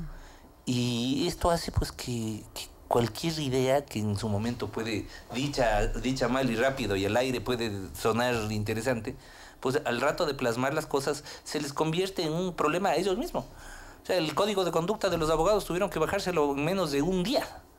O sea, lo emitieron a las 11 de la mañana y a las 10 de la mañana del día siguiente ya estaba derogado. Entonces, esas cosas, claro, obviamente merman la credibilidad del Consejo, les generan problemas a lo interno indebidamente, pero además nos muestra mucha improvisación. Yo creo que el problema de este Consejo de la Judicatura no ha sido falta de voluntad ni falta de honestidad. No, yo creo que es gente que más bien con mucha voluntad y gente muy honesta. El problema ha sido la ligereza con la que se toman a veces ciertas decisiones, ciertas resoluciones, y esto ha hecho que obviamente cuestionemos su gestión. Pese a que hay que reconocer, ha garantizado muchísimo más la independencia judicial que lo que se hacía en los consejos de la judicatura anterior, especialmente en los presididos por el doctor Gustavo Yalc. Entonces yo creo que ese plus, esa salvedad hay que hacerlo. Ese plus hay que reconocerlo. Pero también han tenido algunas actuaciones que son claramente cuestionables, como la suspensión de la jueza Dávila, por ejemplo, como mandar cartas a jueces pidiéndoles que expliquen el porqué de sus decisiones judiciales específicas. Entonces, esas cosas no tienen sentido. Ahora, sobre ese tema en específico, el argumento de la gente del Consejo de la Judicatura de Transición es que simplemente se ha puesto en conocimiento de los jueces del pueblo, lo que el pueblo ecuatoriano se expresó en las urnas. Esto es de la consulta popular del 4 de febrero de este año. Sí, a ver, si es que ponen en conocimiento de los jueces, simplemente tienen que mandar la pregunta y el resultado electoral de la respuesta. Pero no, en este caso mandan una interpretación propia, una interpretación de ellos. Eso ya es otra cosa, eso ya tiene otro color. Entonces, en este caso hay una interpretación de ellos en donde amplían el contenido, el alcance, mejor dicho, de la decisión expresada por el pueblo en un ejercicio de democracia directa. Ahora, esta interpretación solo le correspondería resolver a la Corte Constitucional, que está en proceso de ser electa. Sí, es decir, esta es una resolución de ciclo corto, digamos, utilizando términos agrarios. Creo que va a durar muy poco. Aspiramos tener una Corte Constitucional nueva y muy buena, además, en el corto plazo. Siempre es aventurado hablar de plazos, ¿no? Y dar fechas. Pero hoy tomamos los exámenes escritos y desde mañana hasta el viernes los orales. A partir del 17 empezamos ya con la tabulación de resultados. ¿Cuánto nos demoramos en eso? Puede ser que hasta enero, puede ser que lo logremos antes de finalizar diciembre. Idealmente, ¿no? Hay que entender que además nos vienen 2 semanas muy irregulares por los festivos, por los feriados. Y eso también nos complica. Es más, de hecho, en los 2 meses que venimos trabajando, nos hemos tenido que comer finados, fiestas de Cuenca, fiestas de Quito, y ahora Navidad y Año Nuevo. Entonces, claro, han sido 2 meses en las que la comisión ha tenido que adaptarse a los calendarios, ¿no?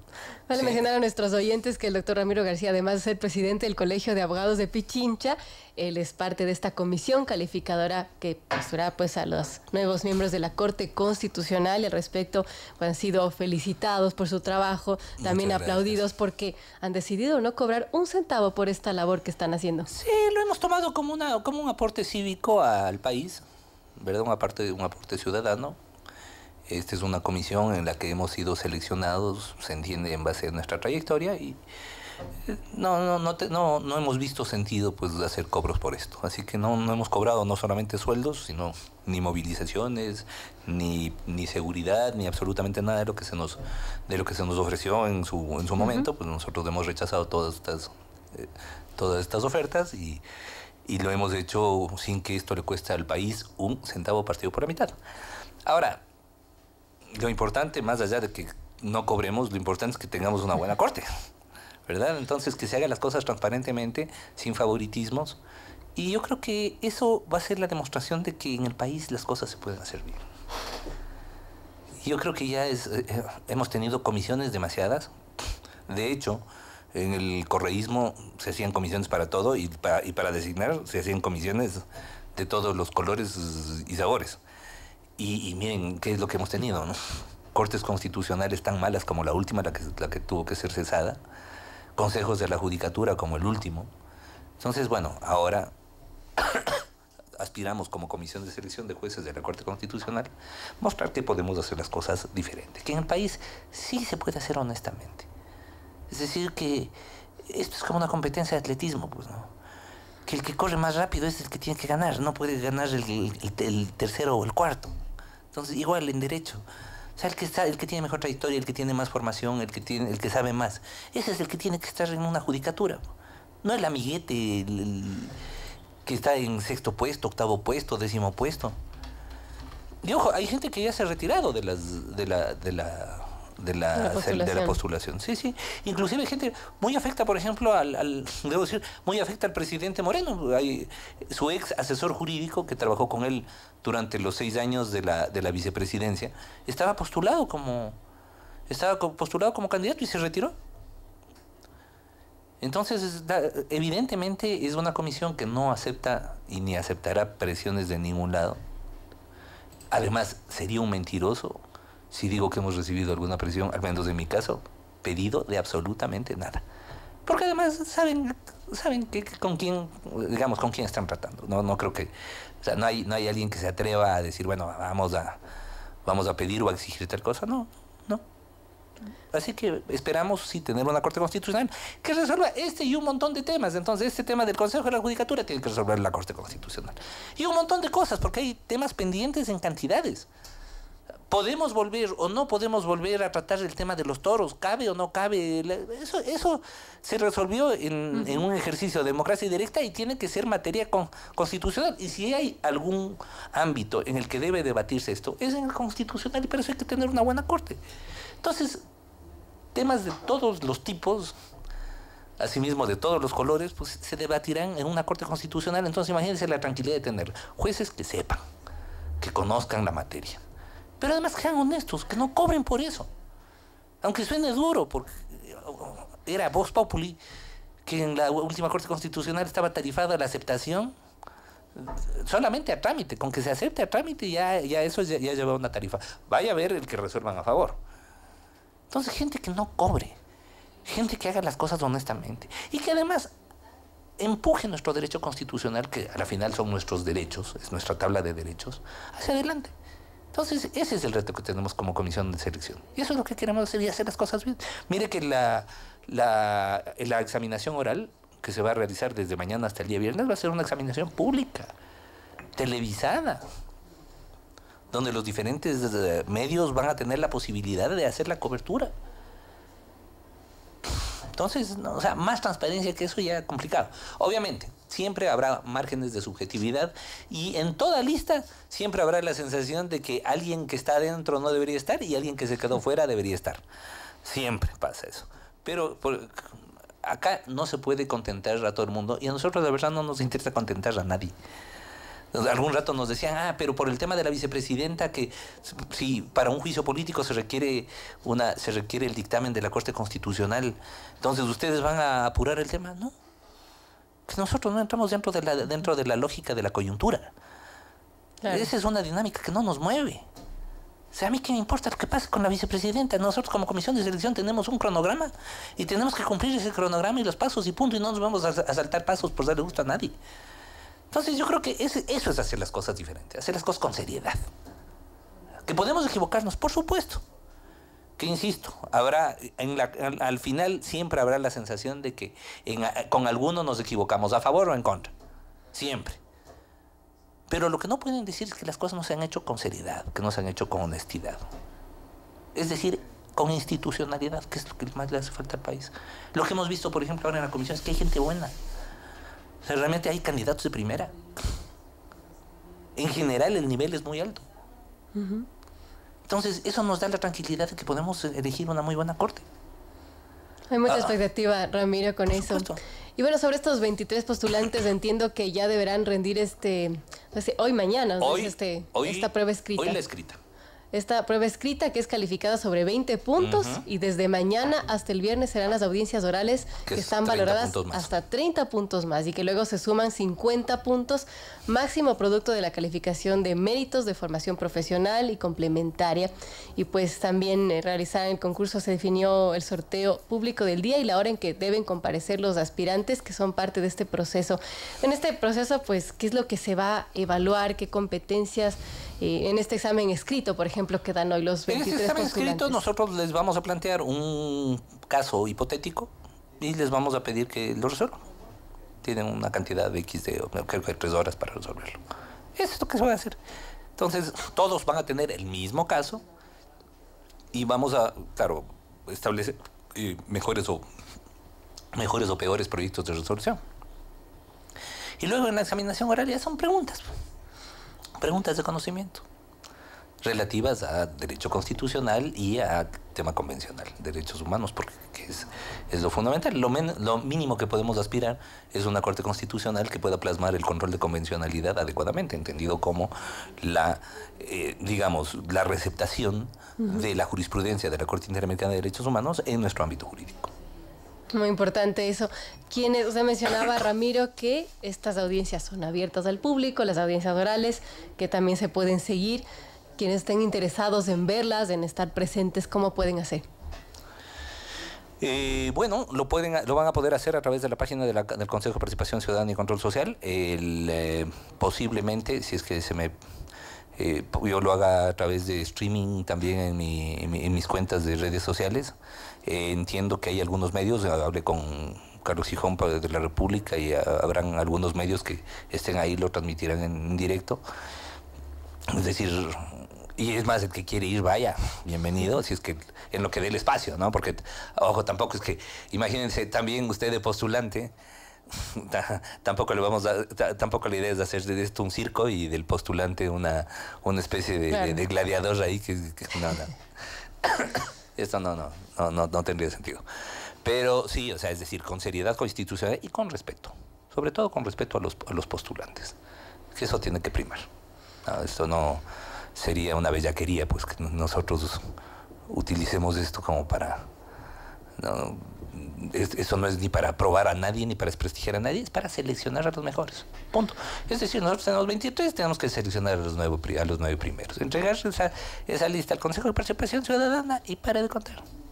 Ahora, ¿cómo ha ido este proceso? ¿Cómo se siente usted como profesional en a cargo de esta comisión? Hasta ahora adecuadamente. Obviamente con diferencias de criterios. Es una comisión bastante heterogénea, inclusive en lo generacional. y bueno, es muy heterogénea en cuanto a formación.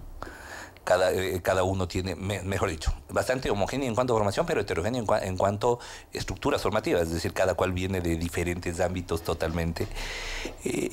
Pero eso yo creo que ha ido enriqueciendo el debate, ¿no? Sobre todo el tomarlo con seriedad, el asumirlo con seriedad, el que salga una corte adecuada. Que si no, pues no, ni para qué meterse, ¿verdad? Es decir, si yo veo que existe algo que está funcionando mal o que hay alguna direccionalidad en ese sentido, agarro, me voy nomás y lo comento. Pero no, hasta ahora las cosas han sido canalizadas adecuadamente. Bien, entonces esperamos que para finales de este año, inicios del 2019, tenemos ya una nueva Corte Constitucional, Ramiro. Yo esperaría que sí. Ojalá, apretando duro el acelerador, lo podamos hacer antes del 31 de diciembre, que lo veo muy difícil, porque del 17, imagínense, tenemos la semana del 17 al 21 para tabular 23 resultados en total. Y luego la siguiente semana ya el lunes 24. Claro. Y toda esa semana es perdida, porque 24, 25, que es martes, 26, 27, 28 más festivos no pueden ser. Y el 31 de la siguiente semana ya es lunes. Y el primero, martes. Entonces, tenemos luego de eso 2 semanas muy complicadas. Entonces, es muy posible que esto pase hasta mediados de enero. Si es que no logramos viabilizarlo completamente, digamos que estos 15 días. Bien, hay muchas expectativas por esta nueva Corte Constitucional que elegirá la Comisión Calificadora. Gracias al doctor Ramiro García por estar aquí presente. Además, pues de esta elección de la Corte Constitucional hemos referido sobre un tema o de un impasse que hubo entre el Consejo de la Judicatura de Transición y la Corte Nacional de Justicia, que Ramiro nos ha aclarado muy bien en estos micrófonos. Muchas gracias, Verónica. Siempre un gusto compartir con ustedes.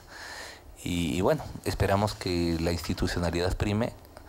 Es decir, qué difícil es hacerles entender a los funcionarios que necesitamos funcionarios de 9 de la mañana a 5 de la tarde. No que trabajen sobre tiempo, ni mucho más. Que cobren el sueldo, y solo el sueldo. Y que hagan lo que legalmente les está permitido, no más. Eso es todo. O sea, algo que parece tan sencillo y tan simple y que ha sido la fórmula de éxito de países como Alemania, por ejemplo, como Francia. Y yo creo que acá pues todavía no se entiende, ¿no? Hagan lo que la ley les dice que pueden hacer, no se meten en otros ámbitos, punto. Muy importante mensaje. Gracias al doctor Ramiro García y gracias, amigos, por estar con nosotros, y también a nuestros auspiciantes que hacen posible este espacio. A NetLife, el único internet de ultra alta velocidad por fibra óptica que llega directo hasta tu hogar. También las tarjetas Banco Pichincha. Con tus tarjetas Banco Pichincha aprovecha los martes y jueves de beneficio de Multicines con 2x1 en entradas y agrandas tu canguil gratis. Banco Pichincha, en confianza. También la Agencia Metropolitana de Tránsito, Chaide, porque descansar es más que dormir. Mazda CX-5, encuéntralo desde 39.990 con las cuotas más bajas del mercado. Mazda desafía lo convencional. También Mall El Jardín acumula $25 en facturas y participa en el sorteo de un Kia Stinger deportivo. Si pagas con Pacificar, recibes triple cupón. Así nos despedimos. Gracias al equipo técnico, periodístico y comercial que hacen posible este espacio. Yo soy Verónica Larrea, conmigo será hasta mañana a las 7 en punto, no se lo pierdan y un excelente resto de día. 8 horas. Las opiniones vertidas en este espacio por la producción y dirección del programa son de exclusiva responsabilidad de sus autores y de quienes intervienen en ellos.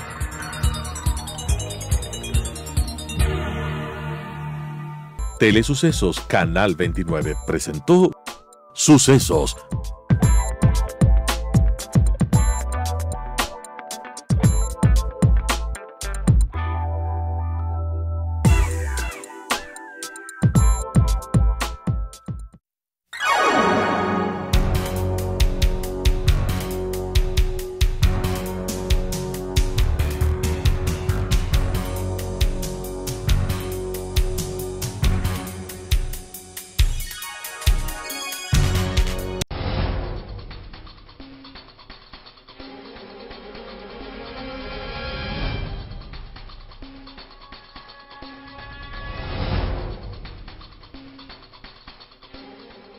Estoy tan orgulloso de ti. Eres imparcial, objetivo y sincero. Has aprendido lo que necesitas saber. Así es, Diario La Hora. Llegamos cada mañana con la mejor información en el tamaño ideal. Diario La Hora, lo que necesitas saber.